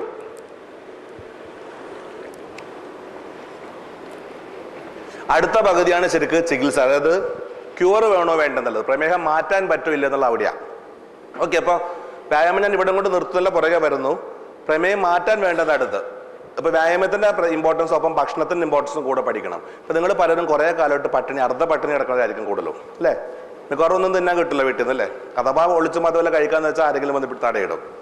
മിക്കവാറും ചപ്പാത്തി, ഉച്ചക്ക് തിളപ്പിച്ചൂറ്റിയ ചോറ്, തിളപ്പിച്ചൂറ്റിയ കഞ്ഞി, പിന്നെ രാത്രി ഗോതമ്പ് ചപ്പാത്തി, പിന്നെ ഒരു അഡ്ജസ്റ്റ്മെന്റ് ജീവിതം ഒരുക്കും. ഇങ്ങനെ ആകെയുള്ള ആഗ്രഹം മനുഷ്യ പോലെ ഭക്ഷണം കഴിക്കണമെന്നായിരിക്കും. ഇത് കഴിച്ചാൽ ഇപ്പം എന്താ കുഴപ്പം? ഇപ്പൊ ഫാദർ ഇപ്പം എല്ലാം കഴിക്കുന്നില്ല. എനിക്ക് പഴയ രോഗികൾ ആരൊക്കെ ഉണ്ടെന്ന് അറിയില്ല. ഇവിടെ കുറച്ച് പേര് ഇവിടെയൊക്കെ ദിവസം ഉണ്ടായിരുന്നു എൻ്റെ രോഗികൾ, കുറച്ചധികം വരുന്ന ദിവസത്തിന്. എല്ലാം കഴിച്ചിപ്പോൾ എന്താ കുഴപ്പം? എൻ്റെ രോഗികൾ മനസ്സമാധാനമായിട്ട് സ്വസ്ഥമായിട്ട് ഇതിൻ്റെ 3 ഇരട്ടി ഭക്ഷണം കഴിക്കുന്നു. ഇവിടെ 1/2 കിലോ ഭക്ഷണം കഴിക്കുന്നു, വ്യായാമം ചെയ്യുന്നില്ല. അവിടെ 1.5 കിലോ ഭക്ഷണം കഴിക്കുന്നു, 1.5 കിലോ വ്യായാമം ചെയ്യുന്നു. കഴിക്കുന്ന ഭക്ഷണത്തിനനുസരിച്ച് വ്യായാമം ചെയ്യുന്നു, എന്നിട്ട് സ്വസ്ഥമായിട്ട് ജീവിക്കണം. ഇവിടെ തട്ടിക്കൂട്ടി ജീവിച്ച് തട്ടിക്കൂട്ടി ഭക്ഷണം കഴിക്കാണ്ട് വ്യായാമം ചെയ്യുന്നില്ല. ഓക്കെ, ഇനി വ്യായാമം ചെയ്യാൻ തുടങ്ങിയെന്ന് വെക്കാം. ഇവിടെ 1/2 കിലോ ഭക്ഷണം കഴിക്കുന്നു, 1/2 കിലോ വ്യായാമം ചെയ്യുന്നു. അവിടെ 1.5 കിലോ ഭക്ഷണം കഴിക്കുന്നു, 1.5 കിലോ വ്യായാമം ചെയ്യുന്നു. ഇതിലേതാ നല്ലത്? എൻ്റെ കിലോ കണക്ക് പറഞ്ഞാൽ നിങ്ങൾക്ക് എളുപ്പത്തിന് വേണ്ടിയാ. മടിയന്മാർക്ക് നല്ലത് ഇതാ. 1/2 കിലോ ഇത്തിരി ഇങ്ങനെ തട്ടിക്കൂട്ടി കാണിച്ചാൽ മതിയല്ലോ. പക്ഷെ 2 തമ്മിൽ വ്യത്യാസം പഠിക്കണ്ട. ഒന്ന്, നമ്മൾ മനുഷ്യൻ ജീവിക്കണത് ഒരു ചാൻ വയറിന് വേണ്ടി എന്നാ പറയാ. 1-2 ചാണൊക്കെ ഉണ്ട് ചിലർക്ക്. എന്നാലും ഈ ജീവിക്കണത് ഈ ഒരു ചാൻ വയറിന് വേണ്ടിയിട്ടാണ് അല്ലേ. അതിലേക്ക് ഭക്ഷണം കഴിക്കാൻ പറ്റാതെ അസ്വസ്ഥത, ആ മനസ്സിന്റെ ടെൻഷൻ ഭയങ്കരമാണ്. മനസ്സിന്റെ ടെൻഷൻ വെച്ചാൽ അത് പലർക്കും എന്താ, നമ്മൾക്ക് കൂടുതലും കിട്ടില്ല, സ്ത്രീകൾക്ക് കുറെ കൂടെ മനസ്സിലാവും. ഇപ്പൊ ആ ഉമ്മയുടെ കാര്യം, ആ ഉമ്മയാണെങ്കിൽ ഒരു ബിരിയാണി ഉണ്ടാക്കി വെച്ച് ഗസ്റ്റ് വരുന്ന പറഞ്ഞ് ബിരിയാണി ഉണ്ടാക്കി ഗസ്റ്റുകൾക്ക് മുഴുവൻ കൊടുത്തു, വീട്ടിലെ ഹസ്ബൻഡിന് കൊടുത്തു, പിള്ളേർക്ക് കൊടുത്തു, വീട്ടിലെ പട്ടിക്ക് വരെ ബിരിയാണിയാണ്. ഉമ്മ ഉണക്കച്ചപ്പാത്തി കടിക്കുന്നത്. ഇത് ഓരോ കടി കടിക്കുമ്പോഴും ടെൻഷൻ കൂടും. ഈ ടെൻഷൻ പ്രമേഹം കൂട്ടും, പ്രഷർ കൂട്ടും. നിങ്ങൾക്ക് പലർക്കും അനുഭവപ്പെടുന്നതായിരിക്കും. എല്ലാവർക്കും തിന്നാൻ ഉണ്ടാക്കി കൊടുത്ത് ഓരോ പ്രാവശ്യം ബിരിയാണി ചെമ്പ് അവർക്ക് മണ്ണടിക്കുമ്പോഴും പ്രഷറും കൂടും, ഷുഗർ കൂടും. ഇത് മാറാത്തതിന്റെ കാരണം പോലും ഇതായിരിക്കും ചിലപ്പോൾ. അപ്പോൾ ഓരോ ദിവസം കഴിയുന്തോറും നിങ്ങളുടെ ടെൻഷൻ ഇങ്ങനെ അസ്വസ്ഥതയാണ്. ഭക്ഷണം കഴിക്കാൻ പറ്റാത്തൊരു ബുദ്ധി. എല്ലാവരും കഴിക്കുക, നമ്മൾ മാത്രം കഴിക്കാതെ മാറി നിൽക്കുക. ഏതിനൊരു രോഗി രോഗി രോഗി എന്നുള്ളൊരു മാനസികാവസ്ഥ അതെപ്പോഴും സ്വയം മനസ്സിൽ രോഗി എന്ന് വിചാരിക്കുന്നവൻ രോഗി തന്നെ ജീവിതകാലം ഫുള്ള്. അപ്പം ആ മനസ്സിന് സ്വസ്ഥതയിലായും ഒന്ന്. അപ്പം ഇവിടെ പേടിച്ച് പറിച്ച് തട്ടിക്കൂട്ടി ഇത്തിരി ഭക്ഷണം കഴിക്കുന്നു. എൻ്റെ രോഗി സ്വസ്ഥമായിട്ട് ഭക്ഷണം കഴിക്കുന്നു, അവന് മനസ്സമാധാനമുണ്ട്, നല്ല ഒരു കുഴപ്പമില്ലാതെ കഴിക്കുന്നു. 2, വായു വലിക്കുമ്പോൾ വായു കിട്ടുന്നു, വെള്ളം കുടിക്കുമ്പോൾ വെള്ളം കിട്ടുന്നു. ശരീരത്തിന് വേണ്ട എല്ലാ ഘടകങ്ങളും ഉള്ളത് ഭക്ഷണത്തിലാണ്. നിങ്ങൾ എന്ന് ഭക്ഷണം വേണ്ടാന്ന് വെച്ചോ അന്ന് നിങ്ങളുടെ ആരോഗ്യം പോകാൻ തുടങ്ങിയതാണ്. ഒരു സംശയം വേണ്ടതിൽ. എന്ന് തൊട്ട് നിങ്ങൾ പട്ടിണി തുടങ്ങിയോ, നിങ്ങൾ 1 മാസം കഴിയുമ്പോൾ എന്നോട് പറയും. ഈ ഇപ്പം ആരോഗ്യം ആൾക്കാർ മുഴുവൻ പറയും 1 മാസം കഴിഞ്ഞ് എന്നോട് പറയാൻ നേരിട്ട് കണ്ടാൽ. നിങ്ങളെല്ലാം എനിക്ക് ഉറപ്പാണ് 1 മാസം കഴിയുമ്പോൾ നിങ്ങളെല്ലാം വ്യത്യാസം പറഞ്ഞിരിക്കും. അതായത് നിങ്ങൾ എന്ന് ഭക്ഷണം വേണ്ടാന്ന് വെച്ചോ അന്ന് നിങ്ങളുടെ ആരോഗ്യം പോകാൻ തുടങ്ങിയതാണ്. മനസ്സമാധാനത്തിൽ ഭക്ഷണം കഴിക്കുക, ശരീരത്തിന് വേണ്ട എല്ലാം ഭക്ഷണത്തിലൂടെ കിട്ടുക.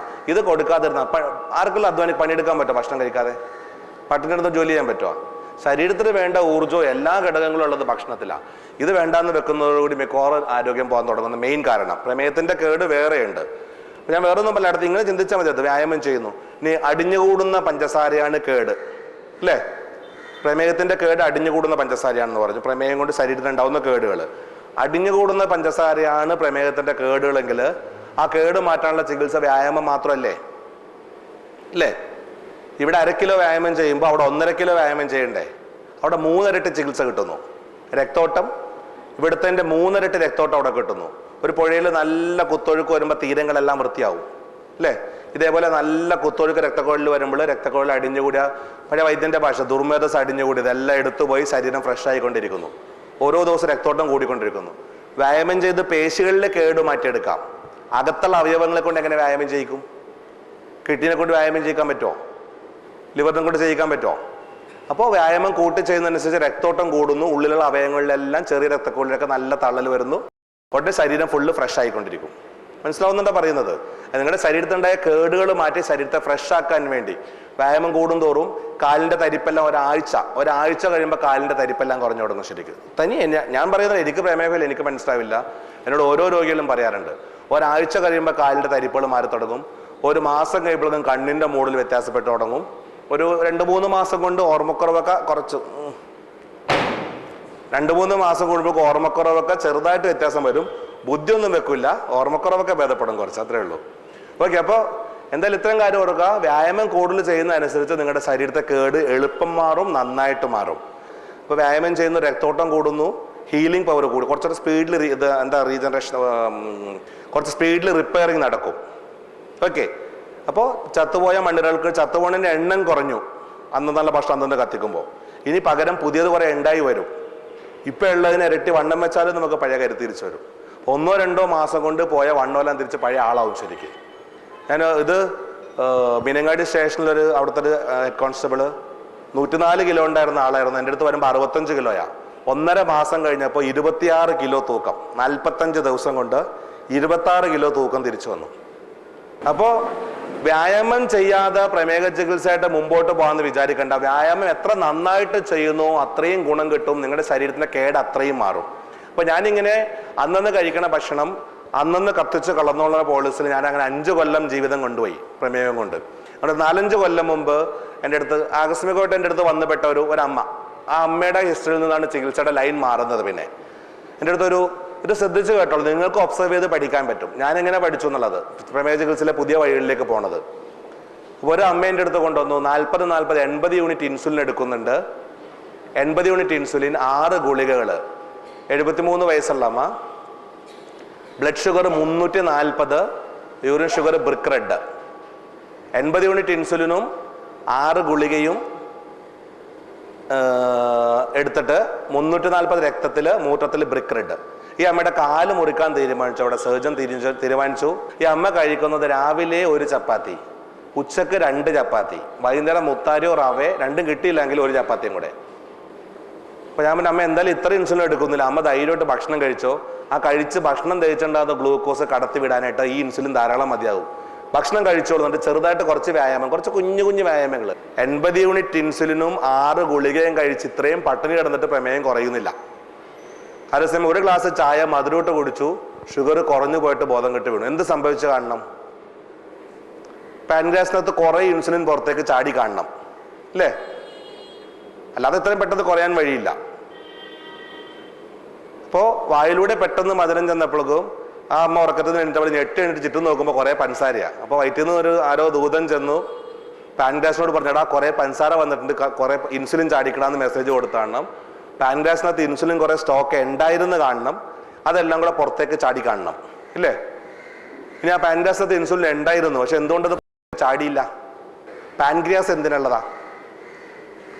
വായിലൂടെ കഴിക്കുന്ന ഓരോ ഭക്ഷണത്തിനകത്തുള്ള ഗ്ലൂക്കോസിന്റെ തോതിനനുസരിച്ച് ഇൻസുലിൻ ചാടിക്കാനുള്ള അവയവമാണ്. ഞാൻ പറഞ്ഞു ചെറുതായിട്ട് മധുരമായിട്ട് തുടങ്ങുക, പതുക്കെ പതുക്കെ സാധാരണ മധുരത്തിലേക്ക് വരാൻ പറഞ്ഞു. അങ്ങനെ പറഞ്ഞു 1-2 ആഴ്ച കഴിയുമ്പോൾ കാണാം മധുരം കഴിച്ച ആൾക്കാർക്ക് എല്ലാം കുറയാൻ തുടങ്ങി. അപ്പോൾ ഞാൻ പറഞ്ഞു മധുരം കഴിച്ചോളൂ, എന്നിട്ട് അതിനനുസരിച്ച് വ്യായാമം ചെയ്താൽ മതി. അങ്ങനെ അന്നന്ന് കഴിക്കുന്ന ഭക്ഷണം കത്തിത്തീരാനുള്ള വ്യായാമം ഇപ്പോൾ 50 എണ്ണം ആണെങ്കിൽ അതിൻ്റെ മുകളിലേക്ക് ഒരു 60, 70, 80, 100 വ്യായാമം ചെയ്യുന്ന ആൾക്ക് എന്തും കഴിച്ചൂടെ, അല്ലേ? ഇപ്പോൾ ഒരു പ്രമേഹ രോഗി ലഡു കഴിച്ചാൽ എന്താ പറ്റുക? പ്രമേഹ രോഗി ലഡു കഴിച്ചു, ഞാനൊരു ലഡു കഴിച്ചു, 100 ഇൻസുലിൻ ചാടി, എൻ്റെ ഷുഗർ കൂടുന്നില്ല, റൈറ്റ്? പ്രമേഹ രോഗി ഒരു ലഡു കഴിച്ചു, 50 ഇൻസുലിനെ ചാടിയുള്ളു, രക്തത്തിലെ പഞ്ചസാര കൂടുമല്ലോ. ഇത് രക്തത്തിലെ കൂടിയോണ്ട് നമുക്കിപ്പോൾ എന്താ സംഭവിക്കാൻ പോകുന്നത്? ഇത് അടിഞ്ഞു കൂടുമ്പോഴല്ലേ പ്രശ്നങ്ങളുള്ളൂ, അല്ലേ? അത് വ്യായാമം ചെയ്താൽ പഞ്ചസാരയെ കത്തിച്ച് കളയാം, അടിഞ്ഞുകൂടാൻ വിടാതിരിക്കുക. വീണ്ടും ലഡു കഴിക്കുക, രക്തത്തിലെ പഞ്ചസാര കൂട്ടുക, പിന്നെയും കത്തിച്ച് കളയുക, പിന്നെയും ലഡു കഴിക്കുക, രക്തത്തിലെ പഞ്ചസാര കൂട്ടുക, കത്തിച്ച് നാരായണ പണി, കല്ലുരുട്ടി മോളിൽ കേട്ടാൽ താഴേക്ക് ഇടുക, അല്ലേ? ഇതേപോലെ ചെയ്ത് ഇതിലേക്ക് എന്തോ കണ്ടുപഠിക്കാനുണ്ട്. ഇത് നമ്മുടെ പാൻക്രിയാസ് കണ്ടുപഠിക്കുന്നുണ്ടാവും. അതായത് ഒരു ലഡു വായിലൂടെ ചെന്നിട്ടുണ്ടെങ്കിൽ അതിൽ നിന്ന് ഗ്ലൂക്കോസ് അധികമുണ്ട്, ഇത് കുറക്കാൻ 50 ഇൻസുലിൻ പോരാ, കുറച്ചുകൂടെ വേണമെന്ന് പാൻക്രിയാസ് പഠിക്കും. മൂക്കി പൊടി പോയാൽ നമ്മൾ തുമ്മും, അല്ലെ, കളയാൻ വേണ്ടി. കണ്ണി പൊടി പോയാൽ വെള്ളം വരും, ശ്വാസോസ്ഥി പറ്റാത്ത എന്നിട്ടുണ്ടെങ്കിൽ ചുമക്കും, വയറ്റിൽ പറ്റാത്ത എന്നാൽ ഛർദ്ദിക്കും, താഴേക്ക് ചെന്നാൽ ഡയറി പിടിക്കും, അല്ലെ ഒഴിച്ചിൽ പിടിച്ച് കുടൽ ക്ലിയർ ചെയ്യും, മുള്ളു കുത്തിയിരുന്ന് എടുത്ത് കളഞ്ഞില്ല കുത്തിപ്പഴുത്ത് പോകും, അല്ലേ? പ്രമേയം കൂടുമ്പോൾ എങ്ങനെയാ? നിങ്ങളുടെ ദാഹം കൂടും, നിങ്ങളെ കൊണ്ട് കൂടുതൽ വെള്ളം കുടിപ്പിച്ച് കൂടുതൽ മൂത്രം ഒഴിപ്പിക്കും. ഇതൊക്കെ അങ്ങേര് തീരുമാനിച്ചാ. അധികമുള്ള പഞ്ചസാര പുറത്തേക്ക് കളയാനുള്ള വഴിയാണ് മൂത്രം.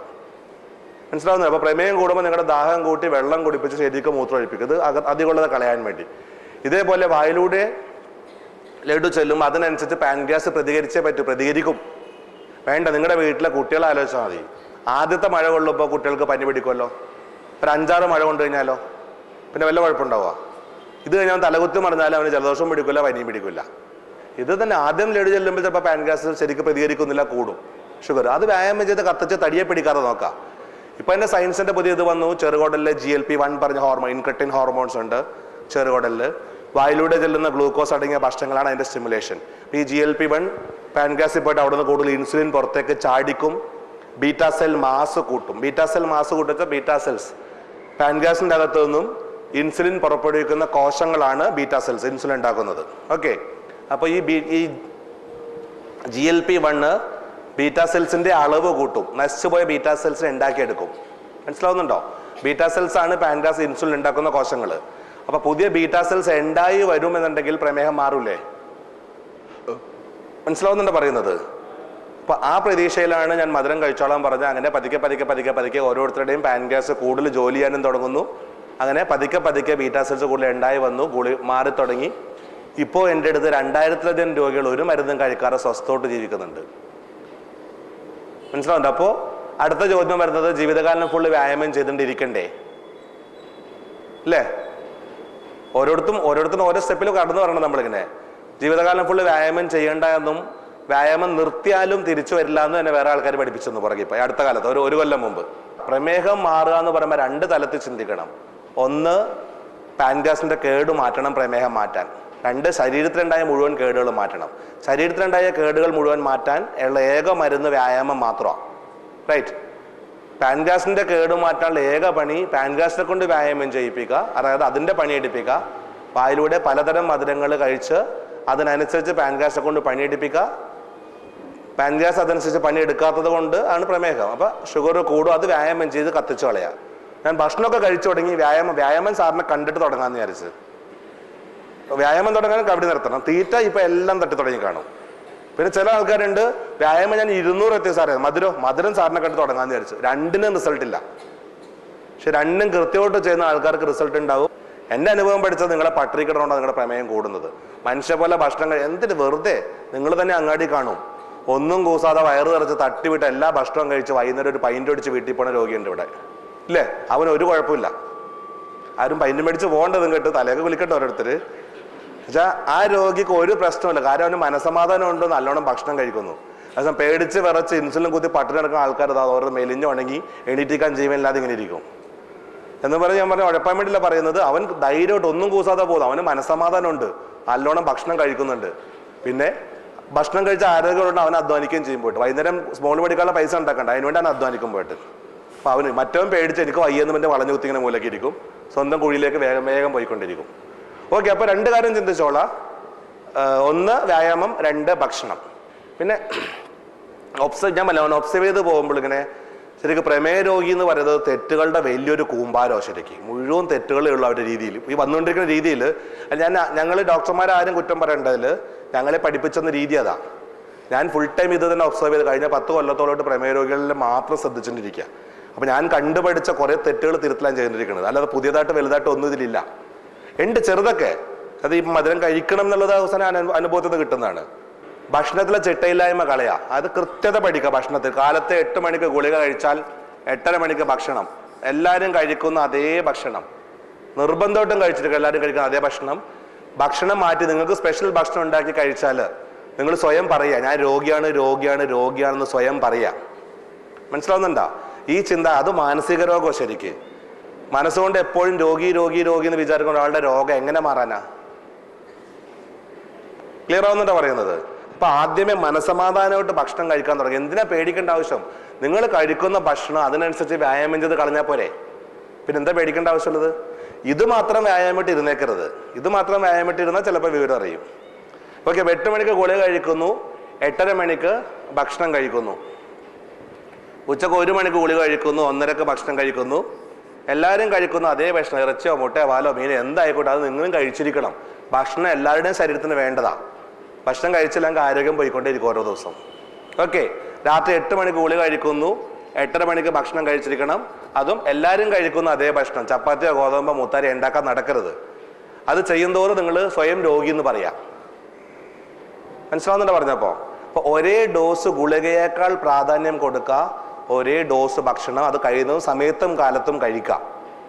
എന്തും കഴിക്കാം, പക്ഷെ വലിച്ചു വാരി കഴിക്കരുത്. കല്യാണമൊന്നും കഴിക്കരുത് പോയിട്ട് എന്തും കഴിക്കാന്ന് പറഞ്ഞിട്ട്. സമയത്തും കാലത്തും ഭക്ഷണം കഴിക്കാൻ ശീലിച്ചേ പറ്റൂ. മനസ്സിലാവുന്നുണ്ടോ പറഞ്ഞത്? അപ്പൊ ചിട്ടയായ സഹിതം ഒരു സമയത്ത് ഇത് മാത്രം. ഇനി 11 മണിക്ക് ചായയും കടിയും വേണോ? കഴിച്ചോളൂ എല്ലാ ദിവസവും. ഒരു ദിവസം കഴിക്കുക, ഒരു ദിവസം കഴിക്കാതിരിക്കൽ ഒഴിവാക്കാൻ കഴിയുന്നതും. വൈകുന്നേരം 5 മണിക്ക് വേണോ? കഴിച്ചോ. ഒരു ദിവസം 1 ബിസ്ക്കറ്റ്, പിറ്റേ ദിവസം 2 കിലോ കപ്പ, അത് ചെയ്തേക്കരുത്. ഒരു മയത്തിൽ കഴിക്കുക, അവനവന്റെ വയറാണെന്ന് വിചാരിച്ച് കഴിക്കുക. മനസ്സിലാവുന്നുണ്ടോ? അപ്പോൾ 24 മണിക്കൂർ കൊണ്ട് കഴിക്കുന്ന ഭക്ഷണം 24 മണിക്കൂർ കൊണ്ട് കത്തിച്ച് കളഞ്ഞാൽ മതി. നിങ്ങളുടെ ഇഷ്ടത്തിന് കഴിച്ചോളൂ. നിങ്ങളുടെ വയറിന് എന്ത് വേണമെന്നുള്ള സ്വാതന്ത്ര്യം നിങ്ങൾക്ക് തരാം. വ്യായാമം ചെയ്യാൻ പിന്നെ പലർക്കും തിരക്കാ, സമയമില്ല, ഭയങ്കര തിരക്കായിരിക്കും. പിന്നെ ഒരു തിരക്കെന്നുണ്ടെങ്കിൽ നിന്ന് ഇരിക്കാൻ സമയമില്ലാത്ത ആൾക്കാരെ ഭൂമിയിൽ എല്ലാവരും തന്നെ. എങ്ങോട്ടാ തിരക്കിട്ട് ഓർഡറെന്നറിയോ? സ്വന്തം കുഴിയിലേക്കാ. എന്നാൽ വ്യായാമം ചെയ്തല്ലേ നിങ്ങളുടെ കാര്യം പറ്റാ. അത് ഒരു സംശയം വേണ്ട. ഇവിടുത്തെ കളക്ടർ ഉണ്ടെപ്പോൾ ഞാൻ അങ്ങനെ പറയുള്ളത്. അത് വ്യായാമം ചെയ്യാതെ എങ്ങോട്ട് കൊടുത്ത പ്രമേയ രോഗി ഒരു കാര്യമില്ല, എവിടെ പോയാലും നിങ്ങൾക്ക് രക്ഷയില്ല. അത് അന്നന്ന് കഴിക്കണ ഭക്ഷണം അന്നന്ന് വ്യായാമം ചെയ്ത് കളഞ്ഞേ തീരൂ. ഓക്കെ, അപ്പോൾ ഒരേ ഡോസ് ഗുളിക, ഒരേ ഡോസ് ഭക്ഷണം. ഭക്ഷണം എല്ലാം തികച്ച്, ഒന്നിൻ്റെയും കുറവ് പാടില്ല, കൂടുതൽ പാടില്ല. പറഞ്ഞ കൂടുതൽ എന്തോരം കഴിച്ചോളൂ, പക്ഷെ അതനുസരിച്ച് വ്യായാമം ചെയ്തോളണം. ക്ലിയർ അല്ലേ? മനസ്സിലാവുന്നുണ്ടോ? ഞാൻ എല്ലാം കഴിച്ചോ എന്ന് പറഞ്ഞൊന്നും എൻ്റെ അടുത്ത് കഴിക്കണ്ട. ഉറപ്പ് പറയാൻ ഞാൻ 100% പറയാം, കഴിച്ചവർക്കെല്ലാം കുറവാണ്. എൻ്റെ അടുത്ത് കഴിച്ചിട്ട് കൂടിയവരില്ല. വ്യായാമം കൂടെ ചെയ്താൽ, ഇത് മാത്രം വ്യായാമമായിട്ട് ഇരുന്നിട്ടുണ്ടെങ്കിൽ ചിലപ്പോൾ കൂടും. ക്ലിയർ ആവുന്നുണ്ടല്ലോ അല്ലേ? ഓക്കെ, ഒരേ ഡോസ് ഗുളിക, ഒരേ ഡോസ് ഭക്ഷണം. ഓക്കെ, ഇനി അടുത്ത സ്റ്റെപ്പ് പഠിക്കേണ്ടത് കുറച്ച് കാര്യങ്ങൾ. ഒന്ന്, രക്തം എല്ലാവരും പരിശോധിച്ച് നോക്കുന്നുണ്ടല്ലോ അല്ലേ? ഇത് ഞാൻ എൻ്റെ അനുഭവത്തിൽ നിന്ന് പഠിച്ച കുറച്ച് കാര്യങ്ങളിൽപ്പെട്ടാണ്.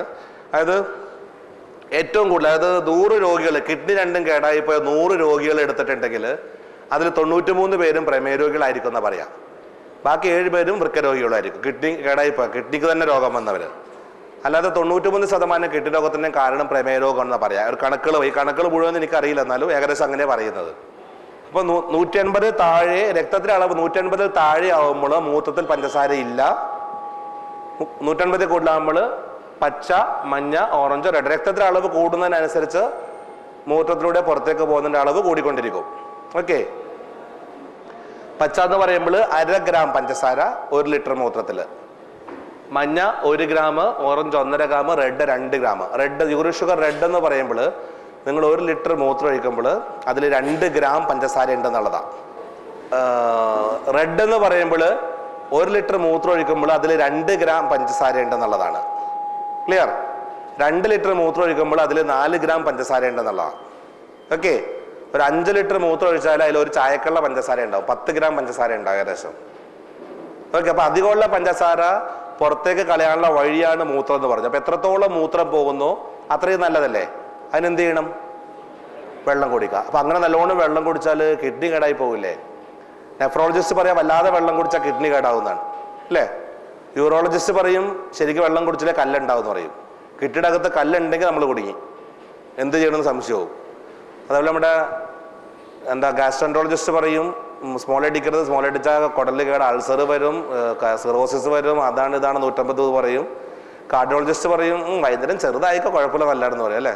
കാരണം പലർക്കും കാർഡിയോളജിസ്റ്റിനെ ഭയങ്കര ഇഷ്ടമാണ്, മറ്റാളെ കണ്ണിന് കണ്ടുകൂടാ പലർക്കും. ഇങ്ങനെ ഇത് മൂത്രത്തിൽ പഞ്ചസാര ഇല്ലാത്ത അവസ്ഥയിൽ നിർത്തിയാൽ കിഡ്നിയുടെ അരിപ്പുകൾക്ക് ഉണ്ടാവുന്ന കേട് നമുക്ക് കുറക്കാം അല്ലേ? അപ്പോൾ ഏത് സമയത്ത് മൂത്രം? ഏറ്റവും കൂടുതലുള്ള സമയത്തല്ല നോക്കേണ്ടത്. ഏറ്റവും കൂടുതലുള്ള സമയത്ത് മൂത്രത്തിൽ ഇല്ല എങ്കിൽ 24 മണിക്കൂറും കൂടുതലുണ്ടാവില്ലല്ലോ. മനസ്സിലാവുന്നുണ്ടോ പറഞ്ഞത്? രക്തത്തിൽ ഏറ്റവും കൂടുതലുള്ള സമയത്ത് മൂത്രത്തിൽ പഞ്ചസാര ഇല്ലാത്ത അവസ്ഥയിലാണെങ്കിൽ 24 മണിക്കൂറും മൂത്രത്തിലേക്ക് പഞ്ചസാര വരുന്നില്ല. അപ്പം നമ്മുടെ കിഡ്നിയുടെ അരിപ്പുകൾക്ക് കേട് പറ്റില്ല. റൈറ്റ്? ഏത് സമയത്ത് ഏറ്റവും കൂടുതലുള്ളത്? ഭക്ഷണം കഴിഞ്ഞ് 2 മണിക്കൂർ ആകുമ്പോഴല്ലേ? അല്ല നോക്കാം. അപ്പൊ രാവിലെ നിങ്ങൾ വെറും വയറ്റ് നോക്കുമ്പോൾ 100, 9 മണിക്ക് ബ്രേക്ക്ഫാസ്റ്റ് കഴിച്ചു, ഒരു 4 ഇഡ്ഡലി കഴിച്ചു, നോക്കുമ്പോൾ 140 അല്ലേ? ഇതിപ്പോ കൺട്രോൾ അല്ലേ? 100, 140 കൺട്രോൾ അല്ലേ? പക്ഷെ ഈ സമയത്ത് യൂറിൻ ഷുഗർ ഓറഞ്ച് ആണെങ്കിലോ അല്ലെ യെല്ലോ ആണെങ്കിലോ 140 ഒപ്പം അപ്പൊ കേടല്ലേ? ഇത് കിഡ്നി അരിപ്പുകൾ കേടാക്കൂലേ? അപ്പൊ കൺട്രോൾ നോർമൽ എന്ന് പറയണമെങ്കിൽ യൂറിൻ ഷുഗർ 140, ബ്ലഡ് ഷുഗർ 140 കൂടെ യൂറിൻ ഷുഗർ നില്ല് കൂടെയാണെന്ന് നോക്കിയേക്കണം. മൂത്രത്തിൽ പഞ്ചസാര ഉണ്ടോന്ന് കൂടെ ചെക്ക് ചെയ്യണം. അതായത് കിഡ്നിയുടെ അരിപ്പുകൾ വീക്കാന്ന് വെച്ചാൽ റീനൽ ത്രഷോൾഡ് താഴേക്ക് വരും. അത് പലർക്കും പല അളവിലായിരിക്കാം. അപ്പോൾ ഏറ്റവും കൂടുതലുള്ള സമയത്ത് മൂത്രത്തിൽ പഞ്ചസാര ഉണ്ടാവരുതെന്ന് ശ്രദ്ധിക്കാം. മനസ്സിലാവുന്നുണ്ടോ? ഇപ്പൊ യൂറിൻ ഷുഗർ 140 യൂറിൻ ഷുഗർ നിൽ, ഇതിപ്പോ ഓക്കെ ആണോ? ഇത് ശരിയാണോ? ഇതിപ്പോ കൺട്രോൾ ആയോ? ഇനി ഒന്നുകൂടെ നോക്കുക. 11 മണിക്ക്, ഒരു 9 മണിക്ക് ഭക്ഷണം കഴിച്ചു, 11 മണിക്ക് നോക്കി 140. ഈ 11 മണി തൊട്ട് ഉച്ചക്ക് 1 മണി വരെയുള്ള സമയം ഒന്ന് ആലോചിച്ച് നോക്കിയേ. 11 മണിക്ക് നമ്മൾ രക്തം നോക്കിയപ്പോൾ ഏറ്റവും കൂടുതലുള്ള സമയം എന്ന് പറഞ്ഞു. ഉച്ചക്ക് 1 മണി വരെയുള്ള സമയം ഒന്ന് ആലോചിച്ച് നോക്ക്. ആ സമയത്ത് എന്തെങ്കിലും വ്യായാമം ചെയ്യുന്നുണ്ടോ? ഒന്നുമില്ല. അപ്പൊ പ്രമേഹം ഉണ്ടോ എന്ന് അറിയാൻ ഏറ്റവും നല്ലത് മെയിൻ ഭക്ഷണം കഴിഞ്ഞ് 2 മണിക്കൂറാകുമ്പോൾ രക്തവും മൂത്രവും പരിശോധിക്കാം. അതിന് പല ആളുകളും ഉണ്ടോന്ന് പരിശോധിക്കാൻ പോകുന്നത് രാവിലെ വെറും വയറ്റിൽ പോകും. ഏറ്റവും കുറവുള്ള സമയത്ത് നോക്കും. അപ്പൊ ഈ ബോർഡർ ലൈൻ ഒന്നും നമുക്ക് കിട്ടില്ല. പ്രീ ഡയബറ്റിക്കും അറിയാൻ പറ്റില്ല. മനസ്സിലായി പറഞ്ഞത്? പലർക്കും പല സമയത്തായിരിക്കാം വേരിയേഷൻസ് ഉണ്ടാകാം. പക്ഷേ മനസ്സിൽ വെക്കേണ്ടത്രേ ഉള്ളൂ, 95% പേർക്കും കൂടുതൽ ഞാൻ കണ്ടിട്ടുള്ളത് ഉച്ചഭക്ഷണം കഴിഞ്ഞ് 2 മണിക്കൂറിന് ഒഴിക്കുന്ന മൂത്രത്തിലും രക്തത്തിലാണ് ഏറ്റവും കൂടുതൽ സമയം. അപ്പൊ അതുകൊണ്ട് കിഡ്നി കേടാകാതിരിക്കാൻ എന്ത് വേണം? ഉച്ചഭക്ഷണം കഴിഞ്ഞ് 2 മണിക്കൂറിന് ഒഴിക്കുന്ന മൂത്രത്തിൽ പഞ്ചസാര ഇല്ല എന്ന് ഉറപ്പാക്കുക. അപ്പൊ കിഡ്നി അരിപ്പുകൾക്ക് കേട് പറ്റുന്നില്ല. പിന്നെ അടിഞ്ഞുകൂടുന്ന കേട് ശരീരത്തിന്റെ എല്ലാ ഭാഗത്തും ഉണ്ടാവുന്നുണ്ട് അല്ലേ? അത് വരാതിരിക്കാൻ ചെയ്യുന്നത് അന്നന്ന് കഴിക്കണ ഭക്ഷണം അന്നന്ന് കത്തിച്ചു കളയാം. ഉച്ചഭക്ഷണം കഴിഞ്ഞ് 2 മണിക്കൂറിന് ഒഴിക്കുന്ന മൂത്രത്തിൽ പഞ്ചസാര ഇല്ലാത്ത തലത്തില് പ്രമേയം കൺട്രോൾ ചെയ്തുകൊണ്ട് അന്നന്ന് കഴിക്കണ ഭക്ഷണം അന്നന്ന് കത്തിച്ചു കളയുകയാണെങ്കിൽ കൺട്രോൾ എന്ന് പറയാം ഏകദേശം അല്ലേ? മനസ്സിലായി? അങ്ങനെ കൺട്രോൾ ചെയ്ത് നിങ്ങളുടെ കിഡ്നിയുടെ അരിപ്പൊക്കെ കേട് പറ്റുന്നില്ല, കിഡ്നി കേട് പറ്റുന്ന ശരീരത്തെങ്ങും കേട് പറ്റുന്നില്ല. ക്ലിയർ? ഇവിടെയാണ് കൺട്രോൾ ചെയ്യേണ്ടത്. ഇത് കൺട്രോൾ ചെയ്യാണ്ട് നിങ്ങൾക്ക് വ്യായാമം കൂട്ടി ചെയ്യാം. അതുകൂടാതെ മരുന്നിന്റെ ഡോസ് അഡ്ജസ്റ്റ് ചെയ്യണം. അപ്പൊ അവിടെയാണ് ഞാൻ പറയുന്നത്, ഞങ്ങൾ ഡോക്ടർമാര് ഒരു നിശ്ചിത രക്തത്തിന്റെ അളവോ മൂത്രത്തിന്റെ അളവോ നോക്കിയിട്ട് ഡോസ് എഴുതി തരുന്നത് കാലാകാലം ഫോളോ ചെയ്താൽ പോരാ. അപ്പൊ നിങ്ങളിത് വിലയിരുത്താൻ പഠിക്കണം. അപ്പൊ എങ്ങനെ നിങ്ങൾ വിലയിരുത്തുക? എളുപ്പത്തില് 4 ദിവസം കൂടുമ്പോൾ മൂത്രം പരിശോധിച്ച് നോക്കാം. കൂടുതലാണോ കുറവാണെന്ന് വിലയിരുത്തിയിട്ട് അഡ്ജസ്റ്റ് ചെയ്യാൻ പഠിക്കാം. വല്ലാതെ കൂടുതലാണെങ്കിൽ തന്ന ഡോസും കൊണ്ടിരുന്നാൽ മതിയോ? വല്ലാതെ കൂടുതലാണെങ്കിൽ അല്പം ഡോസ് കൂട്ടി കഴിക്കാൻ നിങ്ങൾ പഠിക്കണം. വേണമെങ്കിൽ ലാസ്റ്റ് ആകുമ്പോൾ കുറച്ചുകൂടെ വ്യത്യാസം വന്നോളൂ, കുറച്ചുകൂടെ പഠിക്കാനുണ്ട്. വെള്ളം, വ്യായാമം, ഭക്ഷണം പറഞ്ഞു, അല്ല മരുന്ന് പറഞ്ഞു. വെള്ളം കൂടി എത്ര ഉണ്ടാവും? 1 കിലോ എന്ന് ഉദ്ദേശിക്കുന്ന ഒരാൾക്ക് ബുദ്ധിമുട്ട് കൂടാതെ ഒരു ദിവസം കുടിക്കാൻ പറ്റുന്ന വെള്ളം, അത്രയും വെള്ളം നിങ്ങളിപ്പോൾ കുടിക്കുന്നുണ്ടാവുമോ? നിങ്ങളുടെ ദാഹത്തിനനുസരിച്ചുള്ള കുടിക്കുന്നുണ്ടാവും. അപ്പൊ അത് കൂട്ടാം നമുക്ക്. അത് കൂട്ടാം. ഇപ്പൊ നിങ്ങൾ കുടിക്കുന്നത് ഇപ്പൊ 1/2 കിലോ വെള്ളം കുടിക്കുന്നു കൂട്ടാം. ദാഹത്തിനുള്ള വെള്ളം കുടിക്കുന്നുണ്ട്. വ്യായാമം, ഈ ഒരു വ്യായാമം ഉണ്ടാവും, പിന്നെ നാക്കിട്ടിരിക്കണ കുറച്ചുണ്ടാവും, നടത്തവും, പിന്നെ സ്പൂൺ പിടിച്ച ഇളക്കലും എല്ലാം കൂടെ ഒരു 1/2 കിലോ വ്യായാമം അതും കൂട്ടാം. 1/2 കിലോ വ്യായാമം, 1/2 കിലോ വെള്ളം, 2 കിലോ മരുന്ന്. അതൊക്കെ ഞാൻ പറയുന്നത്. ഇപ്പോഴത്തെ അവസ്ഥ നിങ്ങൾ കൺട്രോളിൽ നിൽക്കുന്നത് ഇത്തിരി വ്യായാമവും ഇത്തിരി വെള്ളവും അധികം മരുന്നും കൊണ്ടായിരിക്കും. മനസ്സിലാക്കാൻ ഉദ്ദേശിച്ചത് അതാണത്. അത് 1/2 കിലോ വെള്ളം, 1/2 കിലോ വ്യായാമം, 2 കിലോ മരുന്നിലാണ് കൺട്രോൾ ചെയ്തേക്കുന്നത്. ഈ മരുന്ന് എത്രത്തോളം കുറക്കണം? ഞാൻ നേരത്തെ ഞാൻ അമ്മയുടെ പാൻകാസ് കൊണ്ട് പണിയെടുപ്പിക്കാൻ നിർത്തിയത് പട്ടിണിയും മരുന്നുകളും കൂടിയാണ്. മരുന്ന് മാക്സിമം കുറക്കാൻ നമ്മൾ എന്ത് ചെയ്യണം? മരുന്നിൻ്റെ ഡോസ് കഴിയുന്നത്ര കുറക്കാൻ നോക്കണം. അതിനെന്താ ചെയ്യേണ്ടത്? ഒന്ന് വെള്ളം കൂടി കൂട്ടുക. ഒരാളെ കൊണ്ട് ബുദ്ധിമുട്ട് കൂടാതെ കുടിക്കാൻ പറ്റാത്ത വെള്ളം കുടിക്കുക. അപ്പോൾ 1 കിലോ വെള്ളം, വ്യായാമം 1/2 കിലോ, മരുന്ന് 1.5 കിലോ ആയിട്ട് കുറഞ്ഞിട്ടുണ്ടാകും. അപ്പം ഓക്കെ. അപ്പോൾ വെള്ളം മാക്സിമം കുടിക്കാൻ പറ്റും. ബുദ്ധിമുട്ടി കുടിക്കാനല്ല, ബുദ്ധിമുട്ട് കൂടാതെ എത്രത്തോളം കുടിക്കാം അത്രയും വെള്ളം കുടിക്കുക. ഓക്കെ അല്ലേ? ഇനി എങ്ങനെ മരുന്ന് കുറക്കാം? അടുത്തത് വ്യായാമം കൂട്ടിയാൽ പോരെ? വ്യായാമത്തിൻ്റെ അളവ് കൂട്ടിയാൽ പോരെ? അപ്പോൾ ഇപ്പോൾ നമ്മൾ ചെയ്യുന്ന വ്യായാമം ഞാനൊരു 8-10 തരം വ്യായാമങ്ങളെ പൊതുവെ ചെയ്യിക്കാറുള്ളത്. 10 തരം വ്യായാമത്തിൽ ഇപ്പോൾ ഈ കൈക്കുള്ള മസിലിനുള്ള വ്യായാമം ഇത് വെറുതെ കൈ മടക്കി നിവർത്തലേ ഉള്ളൂ. ഇതപ്പോൾ ഇന്ന് ഞാനൊരു 10 പ്രാവശ്യം ചെയ്തു നോക്കാം. ഇത് ഇങ്ങനെ 10 പ്രാവശ്യം ഒന്ന് മടക്കി നിവർത്തുന്ന കൈ. ഓക്കെ, 100 ഗ്രാം എന്ന് കൂട്ടാം 10 പ്രാവശ്യം ചെയ്യുന്നത്. നാളെ ഞാൻ 20 പ്രാവശ്യം ചെയ്യുന്നു, 200 ഗ്രാം. മറ്റന്നാൾ 30, അടുത്ത ദിവസം 40, അടുത്ത ദിവസം 50.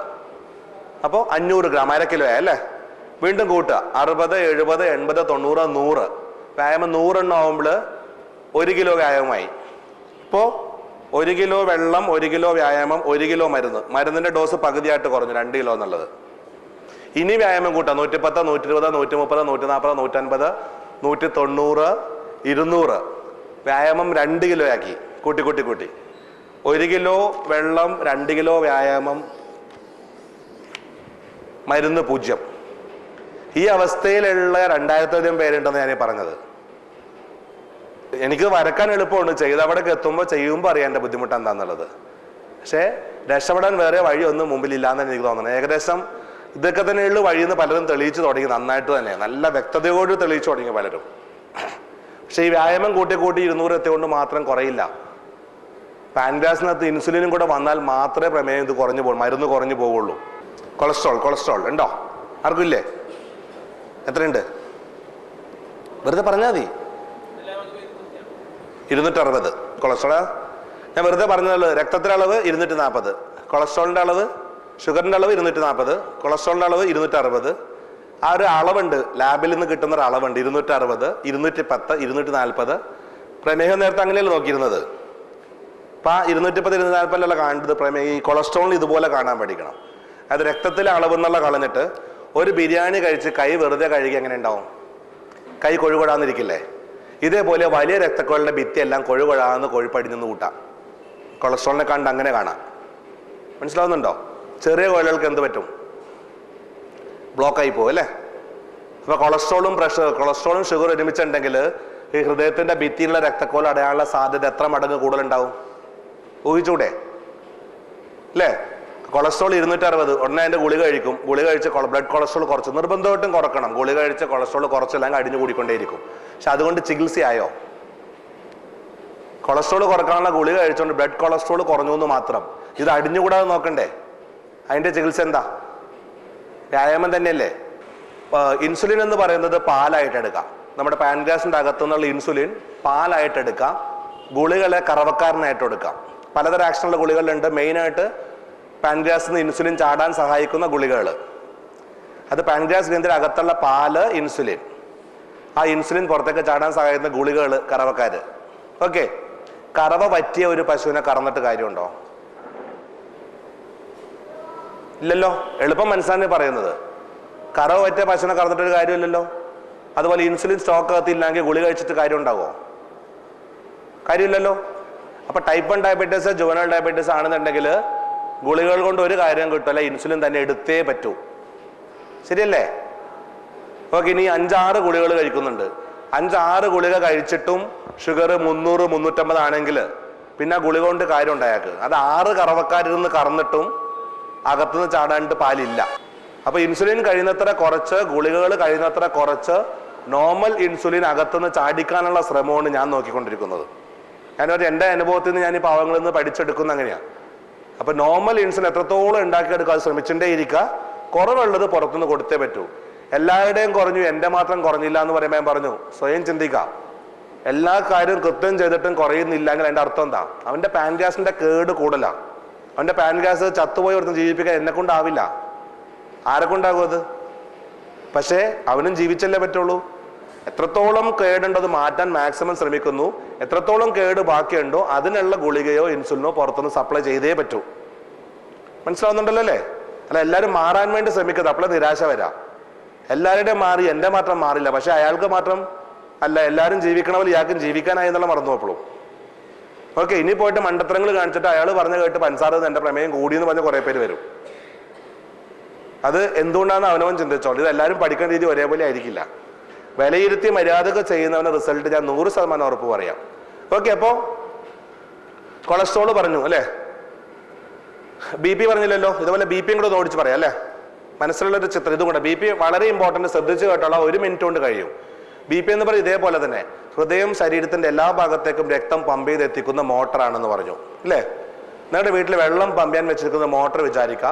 1 HP മോട്ടർ 1-ാം നിലയ്ക്ക് വെള്ളം ഓടിക്കാൻ വെച്ചിരിക്കുന്നു. 10 കൊല്ലം ഗ്യാരണ്ടി. ഓക്കെ, ശ്രദ്ധിച്ചു കേട്ടോളാം. ഇത് 10 കൊല്ലം ഗ്യാരണ്ടി.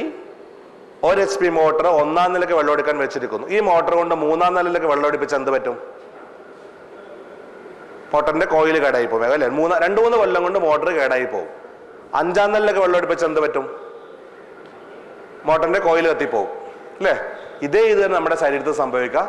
മോട്ടറിന്റെ കോയിൽ കത്തിപ്പോകുന്നതിന് മുമ്പ് എന്താ വീട്ടിൽ സംഭവിക്കുക? സാധാരണ ഫ്യൂസ് കട്ടായിട്ട് മോട്ടർ രക്ഷപ്പെടും അല്ലേ. ഇതേപോലെ നമ്മുടെ ശരീരത്തിൽ സംഭവിക്കുക. ഹൃദയം രക്തം പമ്പ് ചെയ്യേണ്ടിരിക്കുന്ന അവസ്ഥയ്ക്കും 120/80 120/80 120/80. ഓക്കെ, ഹൃദയം എല്ലായിടത്തേക്കും രക്തം പമ്പ് ചെയ്യേണ്ടിരിക്കുകയാണ്. ഒരു കുഴപ്പവും കൂടാതെ 10 കൊല്ലം 120/80-നെതിരെ ഇടിക്കേണ്ട ഹൃദയം ഇതിനെ കൊണ്ട് 160/100-നെതിരെ ഇടിപ്പിച്ചാൽ എന്ത് പറ്റും?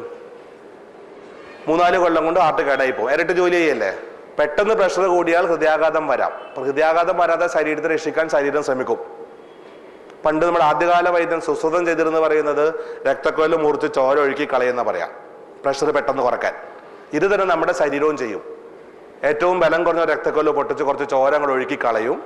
കഷ്ടകാലത്തിന് ബലം കുറഞ്ഞ രക്തക്കൊഴല് തലച്ചോറിനകത്താണ്, ബേറി അന്യൂറിസംസ് പറയും. ഈ അന്യൂറിസം പൊട്ടി രക്തക്കൊഴല് പൊട്ടിച്ച് ചോര ഒഴുക്കി കളയും. ഒഴുകി പോകില്ല, തലയോട്ടേക്ക് ഉള്ളി കൊടുങ്ങും. ഈ വശം തളർന്നു പോകും. ആകെ കേൾക്കും നമ്മുടെ അന്നമ്മച്ചേടത്തി പ്രഷർ കൂടി ഒരു വശം തളർന്നുപോയി. പലരും കേട്ടിട്ടുണ്ടാകും, കൂടുതൽ മരിച്ചതിനേക്കാൾ കൂടുതൽ കേൾക്കാൻ തളർന്നു പോയിന്ന് അല്ലേ.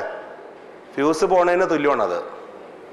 മോട്ടർ കത്തുന്നതിന് മുമ്പ് ഫ്യൂസ് കട്ടായിട്ട് മോട്ടർ രക്ഷപ്പെടും. അതുപോലെ ഹൃദയാഘാതം വന്ന് മരിച്ചു പോകാതെ രക്ഷിക്കാൻ വേണ്ടിയുള്ളതാണ് ഈ പക്ഷാഘാതം.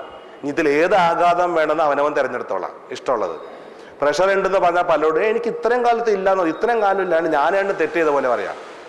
പ്രമേയ രോഗിക്ക് പ്രഷർ 140/90 ആണെങ്കിൽ ഹൈ ആണ്.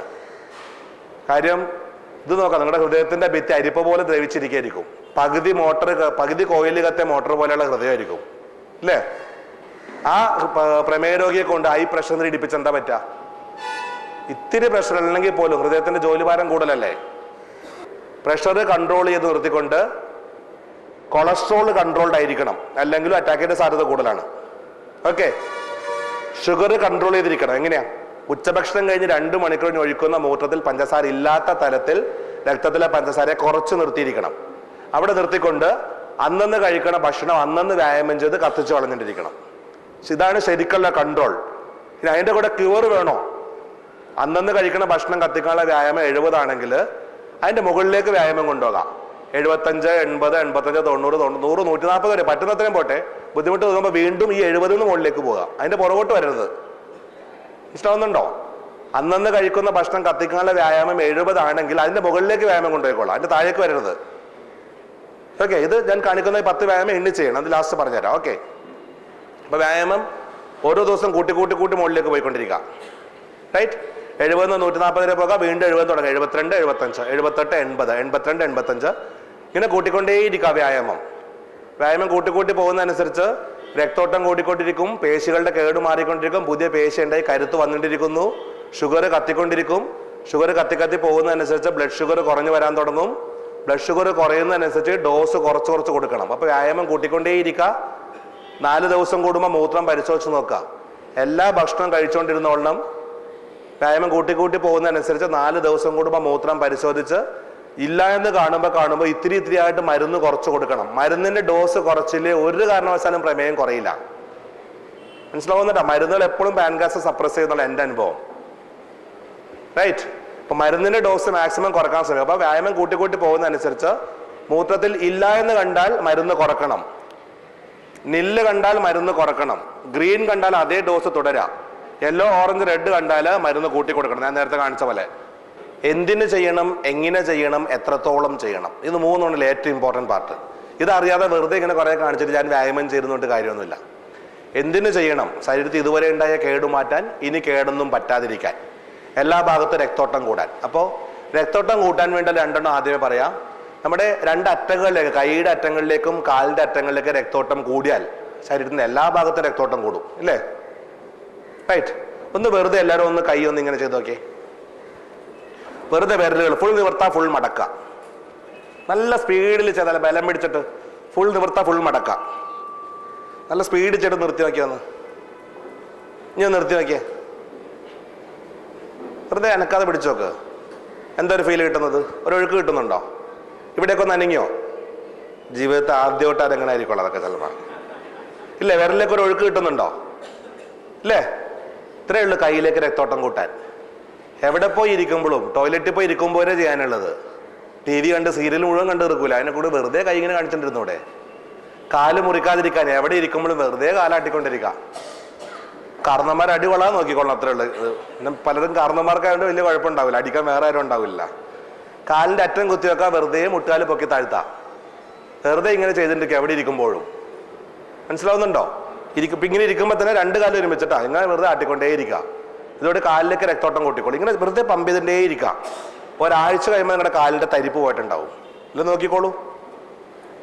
മനസ്സിലാവുന്നു? അപ്പൊ രണ്ടറ്റത്തേക്ക് രക്തോട്ടം. ഇതിപ്പോ എവിടെ പോയി ഇരിക്കുമ്പോഴും ചെയ്തോളൂ. ഇങ്ങനെ വെറുതെ കാലാട്ടി കൊണ്ട് ശീലം വെക്കാം. ഇത് എല്ലായിടത്തും ഏതോരും കാണിച്ചിട്ട് നടക്കരുത്. തലക്ക് സുഖമില്ലാന്ന് പറയുന്ന സാധനം. കാര്യം ഇത് എനിക്ക് ബാംഗ്ലൂരിൽ നിന്നൊരു പേഷ്യന്റ്, അവരുടെ പ്രമേയം എല്ലാം മാറി ഇപ്പൊ വളരെ ഹാപ്പി ആയിട്ട് ജീവിക്കുക അവര്. പക്ഷെ തലക്ക് സുഖമില്ലാതായിപ്പോ എന്നാ പറയാ. ഒരു ബാംഗ്ലൂരിൽ നിന്ന് വണ്ടി, അവരുടെ ഡ്രൈവർ ഗണിച്ചിട്ടുള്ളതാ. ബാംഗ്ലൂരിൽ നിന്ന് വണ്ടി എടുക്കുമ്പോൾ ഇവര് തുടങ്ങും ഇങ്ങനെ വണ്ടിയുടെ തീർന്ന്. ബാംഗ്ലൂർ ജംഗ്ഷനിൽ വണ്ടി നിർത്തി നോക്കും, പോലീസുകാരനെ നോക്കിയും കാണിക്കും. ഇരുന്നിങ്ങനെ വഴി കൂടെ പോകണ മൊഴി ഇത് തന്നെ വഴി, ഏത് നേരം ഇതാ മണി ഇവർക്ക്. ഇനി ഈ രസം ഇവിടുന്ന് കുറച്ചേരം ചെയ്ത് പഠിച്ച് കുറച്ച് നടന്നു പോകുമ്പോൾ നിങ്ങളുടെ കൈ അറിയാതെ പോകാൻ തുടങ്ങും ഇങ്ങനെ. ഓക്കെ, അപ്പോൾ ശ്രദ്ധിച്ച് ചെയ്തോണ്ട് ഇത് രണ്ടും ചെയ്യുമ്പോൾ കേട്ടോ, ആൾക്കാരെ കൊണ്ട് പറയിപ്പിക്കരുത്. അപ്പൊ കൈയുടെ ചെയ്യുക, കാലിന്റെ ഇഷ്ടം പോലെ ചെയ്തിട്ടിരിക്കും. ഇത് രണ്ടും ഓക്കെ അല്ലേ? ഇത് രണ്ടാണ് ഞാൻ വ്യായാമത്തിലേ പെടുത്തുന്നില്ല. ഇത് രണ്ട് രക്തോട്ടം കൂട്ടാനുള്ള രണ്ട് പരിപാടി. ഓക്കെ, ഇനി 10 വ്യായാമങ്ങളാണ് ഉള്ളത്.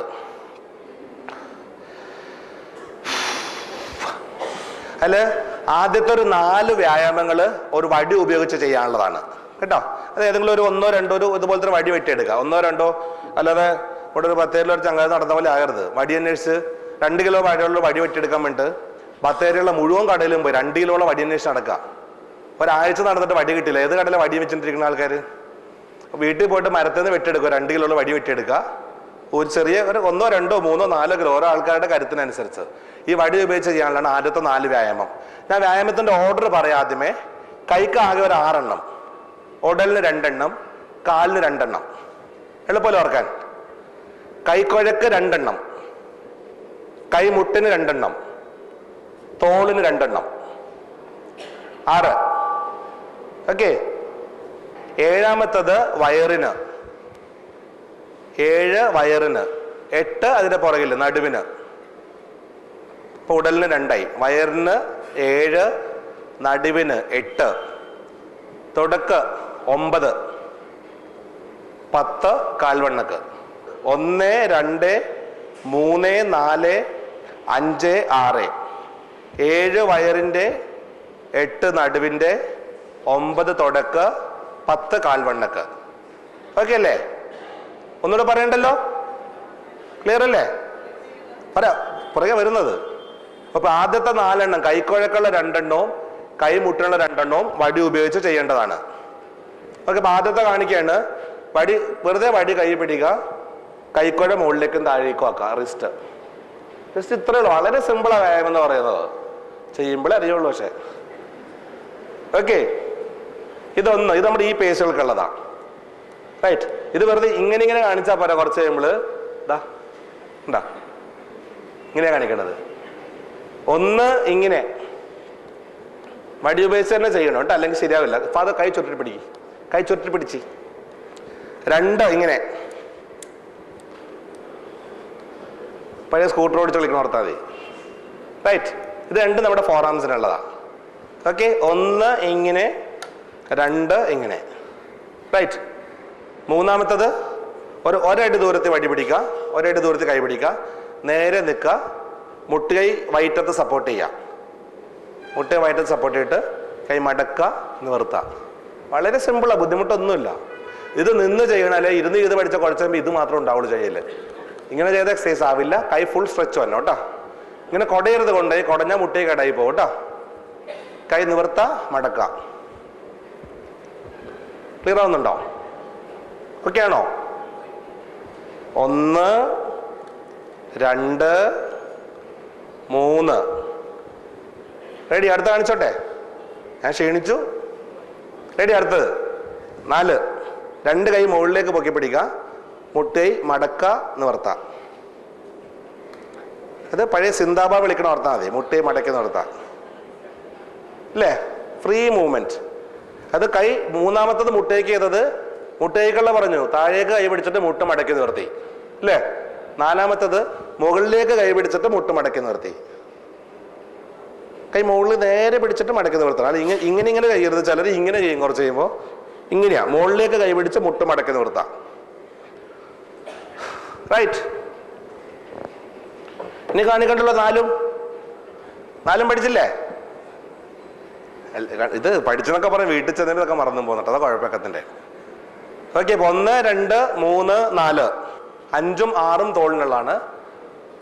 5മത്തേത് ഇങ്ങനെ നേരെ നിൽക്കുക, 2 സൈഡിലേക്കും പൊക്കി താഴ്ത്താം. അത് നമ്മുടെ കുരിശുമേ കിടക്കുന്ന പൊസിഷൻ. അവിടെ നിന്ന് ചെയ്യേണ്ട, തമ്മിൽ അടിയാകും ഇപ്പം തന്നെ. ഓക്കെ, കുരിശിൽ കിടക്കുന്ന പൊസിഷൻ മനസ്സിൽ കാണാം. ഇവിടെ നിന്ന് കാലേ മുട്ടിക്ക, മുകളിൽ മുട്ടിക്ക, ആ പൊസിഷനിൽ കൂടെ പോയി വരണം കേട്ടോ, 2 സൈഡിലൂടെ. ക്ലിയർ? 2 വശത്തൂടെ കൈയുടെ പുറകോളം തമ്മിൽ മുകളിൽ മുട്ടിക്ക, കാലേ മുട്ടിക്ക, മുട്ടയെ മടക്കാതെ ചെയ്യാം. ക്ലിയർ ആണോ? ഓക്കെ ആണോ? 5. 6മത്തെ അതേപോലെ കുരിശ് കിടക്കുന്ന പൊസിഷൻസ് തന്നെ, മുമ്പിലേക്കും പുറകിലേക്കും. ബാക്കിലേക്ക് ഫുള്ളായിട്ട് തള്ളാം, ഇങ്ങനെ ബാക്ക് മസിൽസ് ഫുള്ളായിട്ട് വരണം. അതേപോലെ ഫ്രണ്ടിലേക്ക് ചെസ്റ്റ് മസിൽ ഫുൾ സ്ട്രെച്ച് കിട്ടണം. ഇങ്ങനെ വലത്തേക്കേ താഴെ കൂടെ, വലത്തേക്കേ മോളിൽ കൂടെ, വലത്തേക്കേ താഴെ കൂടെ, വലത്തേക്കേ മോളിൽ കൂടെ. ഈ സൈഡിലൂടെ ഇതേ പൊസിഷൻ കൂടെ തന്നെ പോകണം കേട്ടോ. ഇങ്ങനെ ആക്കരുത് കുറച്ച് കഴിയുമ്പോൾ. ഓക്കെ ആണോ? റെഡി? 6. അപ്പോൾ 1 2 3 4 5 ഷോൾഡേഴ്സിന്, 6 ചെസ്റ്റും ബാക്കിനും. ഓക്കെ അല്ലേ? 6 എണ്ണം ഇനി കാണിക്കണ്ടല്ലോ. നീ മറന്നു പോകുന്ന എനിക്ക് ഉറപ്പല്ലായിരുന്നു. അത് നോക്കിക്കോ, ഇത് കഴിഞ്ഞാൽ കാണിച്ചു തരാം. നല്ലോണം ചെയ്യുന്ന ഒരാളെ കൊണ്ട് കാണിച്ചു തരാം. ഓക്കെ, 6 പിടിച്ചോളാം. അതൊന്നും പിടിക്കാനുണ്ടല്ലെങ്കിലേ. അപ്പോൾ 6. 7മത്തത് വയറിനുള്ളത്. അല്ലേ? വയറിനുള്ളത് കിടന്ന് ചെയ്യുന്നതാണ്. കട്ടിലിൽ മലന്ന് കിടക്കുക, കൈ കട്ടിലിന്റെ ക്ലാസ്സിലും പിടിക്കാനൊക്കെ നല്ലത്. അത് വയറ് കുറക്കാനൂടെ ഉള്ളതാണ്. അത് പലരും നല്ലോണം ചെയ്തോളാം. അപ്പോൾ മലന്ന് കിടക്കുക, മുട്ടുകാല് മടക്കി വയറ്റത്തെ കൊണ്ടുവരിക, തിരിച്ചുകൊണ്ടുപോകുക. മുട്ട് മടക്കി വയറ്റത്തെ കൊണ്ടുവരിക, തിരിച്ചുകൊണ്ടുപോകുക. ഇങ്ങനെ കാല്. ഓക്കെ, മലന്ന് കിടന്നിട്ട് കൈ പിടിച്ചാലും എളുപ്പം. മുട്ടാലും മടക്കി വയറ്റത്ത് കൊണ്ടുവരിക, തിരിച്ചുകൊണ്ടുപോകാം. റൈറ്റ്? മലന്ന് കിടന്ന്, എനിക്ക് കിടന്ന് കാണിക്കാൻ പറ്റാത്ത പറഞ്ഞു, മലന്ന് കിടന്നിട്ട് മുട്ട് മടക്കി വയറ്റത്തിനോ തിരിച്ചുകൊണ്ടുപോകുക. ഇവിടെ കൽപ്പറ്റയിലൊരു താത്തയോട് പറഞ്ഞു എല്ലാം എളുപ്പം, ഇരുന്ന് എഴുന്നേക്കണം മാത്രം ബുദ്ധിമുട്ട്, ഇതൊന്നും ഒരു വയറിൻ്റെ ഒന്നും ഒരു ബുദ്ധിമുട്ടില്ലെന്ന്. ഞാൻ ഏറ്റവും ബുദ്ധിമുട്ട് വയറിൻ്റെ ചെയ്യാനാ എല്ലാവരും. അപ്പൊ എങ്ങനെ ചെയ്യണമെന്ന് കാണിക്കാൻ. അപ്പൊ ഞാൻ മലന്ന് കിടന്നിട്ട് ഇങ്ങനെ കാണിക്കുന്നു, 2 കൈ കൊണ്ടേ മലന്ന് കിടന്നിട്ട് വെറുതെ കൈ ആട്ടി കളിച്ചിട്ട് ഈ അമ്മമാരി ഇപ്പം വേണേൽ ചെയ്ത് കാണിപ്പിച്ചു തരാം. ആദ്യത്തെ എങ്ങനെ? ഇങ്ങനെ. 2മത്തെ എങ്ങനെ? ഇങ്ങനെ. 3മത്തെ എങ്ങനെ? ഇങ്ങനെ. 4മത്തെ എങ്ങനെ? ഇങ്ങനെ. 5മത്തെ ഇത്ര ഉണ്ടാവും. 6മത്തെ ഇതുണ്ടാവുള്ള അവസാനം. 7മത്തെ മലന്ന് കിടന്ന് കൈകൊണ്ട് എല്ലാം ഈ മാന്തല് കോഴിനെ വിളിക്കൽ തന്നെ ഇരിക്കും മുഴുവൻ പണി. ഓക്കെ, 7മത്തത് 2 കാലും മടക്കി നിവർത്താം. റൈറ്റ്? ഓക്കെ അല്ലേ? അത് വയറിന്റെ. പിന്നെ 8മത്തത് നടുവിന് മുമ്പോട്ട് കുനിയ, നിവര, മുട്ട് മടക്കാതെ. മേശമേലും കൈ പിടിച്ച് എളുപ്പം മേശമ പിടിച്ചായിരിക്കും, സ്പീഡ് ചെയ്യാപ്പോൾ. ഓക്കെ, ഫുള്ളായിട്ട് കുനിയണമെന്നില്ല, നടുവേനൊക്കെ കൂടുമ്പോൾ അവരുടെ പകുതി വഴി ചെയ്താൽ മതി. ഓക്കെ ആണോ? 7 മലന്ന് കിടന്നിട്ട് കാല് മടക്കി നിവർത്താം. 8 കുനിഞ്ഞു നിവരാം. ഓക്കെ അല്ലേ? 7 8 റെഡി. 9 മുട്ട് മടക്കി പകുതി ഇരിക്കാൻ എഴുന്നേക്കാം. കാലെ പിടിച്ചതിനെ വേണ്ടി ചെയ്തോളാം, പിടിക്കാതെ ചെയ്യണ പിടിക്കാതെ ചെയ്തോളാം. മുട്ട് മടക്കി ഇരിക്കുക, അല്ലെങ്കിൽ ബുദ്ധിമുട്ടുള്ള ജനൽ കമ്പിയെ പിടിച്ചിട്ട് ചെയ്തോളാം. പകുതി വരെ മതി, ഫുള്ള് വേണ്ട. പകുതി വരെ ഇരിക്കുക, എഴുന്നേക്കാം. ഓക്കെ ആണോ? 9 റൈറ്റ്. മറന്നുപോലല്ലോ. 10 എവിടെയെങ്കിലും കൈ പിടിച്ച് നിൽക്കുക. വെറുതെ ആദ്യം കാല് ചെയ്ത പോലെ വെറുതെ വിരലെ പൊങ്ങിത്താഴ, വെറുതെ പൊങ്ങിത്താഴ ഉപ്പൂറ്റുകൊണ്ട് അത് വിരല് കുത്തി നിൽക്കുക. ഇത് കണ്ടായിരുന്നു ഇവിടെ എങ്ങനെ പോണെന്നുള്ളത്. എന്റെ കാല് കഴിഞ്ഞ്. റെഡിയല്ലേ? ഇത് വിരലുമേൽ പൊങ്ങിത്താഴ, വെറുതെ ഇരുന്ന് ഇങ്ങനെ കാലാട്ടുന്ന പോലെ തന്നെ നിന്നിട്ട് പൊങ്ങിത്താഴ. ഓക്കെ, അതാണ് ചെയ്യുമ്പോൾ അറിയുള്ളൂ ശരിക്കും. അത് കുറച്ച് കഴിയുമ്പോൾ. അപ്പൊ ബുദ്ധിമുട്ടുള്ള വ്യായാമം ഇതിൽ 2 ഇരുന്ന് എഴുന്നേൽക്കുന്നതും വയറിന്റെയും. അതെല്ലാവരും പറയുന്നത്. അത് ഒറ്റയടിക്ക് ചെയ്യാൻ പറ്റാത്തവർ നിർത്തി ചെയ്തോളാം. ഓക്കെ, വ്യായാമം ഒന്നുകൂടി ചെയ്യേണ്ട ഓർഡർ ഓർത്തോളാം. 10 വ്യായാമങ്ങളും ഇതും എണ്ണണ്ട, ഇഷ്ടം പോലെ ചെയ്തോളാൻ പറഞ്ഞു. ബാക്കി 10 വ്യായാമം ഇന്ന് 10 എണ്ണം, നാളെ 15, മറ്റന്നാൾ 20, 25, 30. മൂത്രം പരിശോധിച്ച് നോക്കാം, എണ്ടോ ഇല്ലേന്ന് നോക്കി വിലയിരുത്താം. 35, 40, 45, 50. 50 എത്തുമ്പോൾ മൂത്രം പരിശോധിക്കുക, വിലയിരുത്തി നോക്കുക. 52, 55, 58, 60. 4 ദിവസം വീണ്ടും നോക്കുക. 62, 65, 68, 70. 4 ദിവസം മൂത്രം നോക്കുക. ഡോസ് അഡ്ജസ്റ്റ് ചെയ്തോളണം. മനസ്സിലാവുന്നുണ്ടോ? ഓക്കെ, ഒന്നുകൂടെ വ്യായാമങ്ങൾ കാണിക്കുന്നു. ഇനി 150 സംശയങ്ങൾ എല്ലാവർക്കും ഉണ്ടാവും. എനിക്ക് തോന്നുന്നു അതെല്ലാം കൂടി ഇനി നേരിട്ട് വരുമ്പോൾ തീർക്കുക. ഇല്ലേ മിക്കവാറും ഞാൻ സൈഡാകും നിങ്ങളെക്കാളും മുമ്പ്. ഓക്കെ, നല്ല ക്ഷീണിച്ചെന്ന് 6 മണിക്കൂർ ഏകദേശം ആയിട്ടുണ്ട് ഇപ്പൊ കണ്ടിന്യൂസ് യാത്ര. എത്ര? 1 കൈക്കുഴക്ക വടി ഉപയോഗിച്ച്, 2 3 4 5 6 7 വയറിന്റെ, 8 കുനിഞ്ഞു നിവരുന്നത്, 9 ഇരുന്നെഴുന്നേക്കുന്നത്, 10 നിന്നിട്ട് പോകുന്നത്. ഒന്ന് ചെയ്തു നോക്കുന്നു ആരെങ്കിലും ഒരാള് ചെയ്തോ? മരുന്നിന്റെ ഡോസുകൾ ഒന്ന് ഡിവൈഡ്. ഇപ്പൊ രാവിലെ മാത്രം എല്ലാം കഴിക്കുന്ന ആൾക്കാർ 2 നേരമോ 3 നേരമായിട്ട് ഡിവൈഡ് ചെയ്യണം. എന്നിട്ട് വ്യായാമം ചെയ്യാൻ പറഞ്ഞ പോലെ ഭക്ഷണം കഴിച്ചു തുടങ്ങാൻ വ്യായാമം ചെയ്തിട്ടിരിക്കുക. 4 ദിവസം മുമ്പ് മൂത്രം പരിശോധിച്ച് നോക്കിയിട്ട് വളരെ കൂടുതലാണെങ്കിൽ കുറച്ച് ഗുളിക കൂട്ടണം. പച്ചയാണെങ്കിൽ അതേ ഡോസ് കഴിച്ചോളാം. എന്നിട്ട് വ്യായാമം കൂട്ടിക്കൊണ്ടിരുന്നാൽ മതി. മൂത്രത്തിൽ ഇല്ല എന്ന് കാണിച്ചാൽ ഡോസ് കുറച്ചു കൊടുക്കണം. മനസ്സിലായോ? സ്വന്തമായിട്ട് ചെയ്യാൻ പറ്റും. ധൈര്യമായിട്ട് ചെയ്തോ. ഒരാഴ്ച കൊണ്ട് നിങ്ങൾ പഠിക്കുമത്.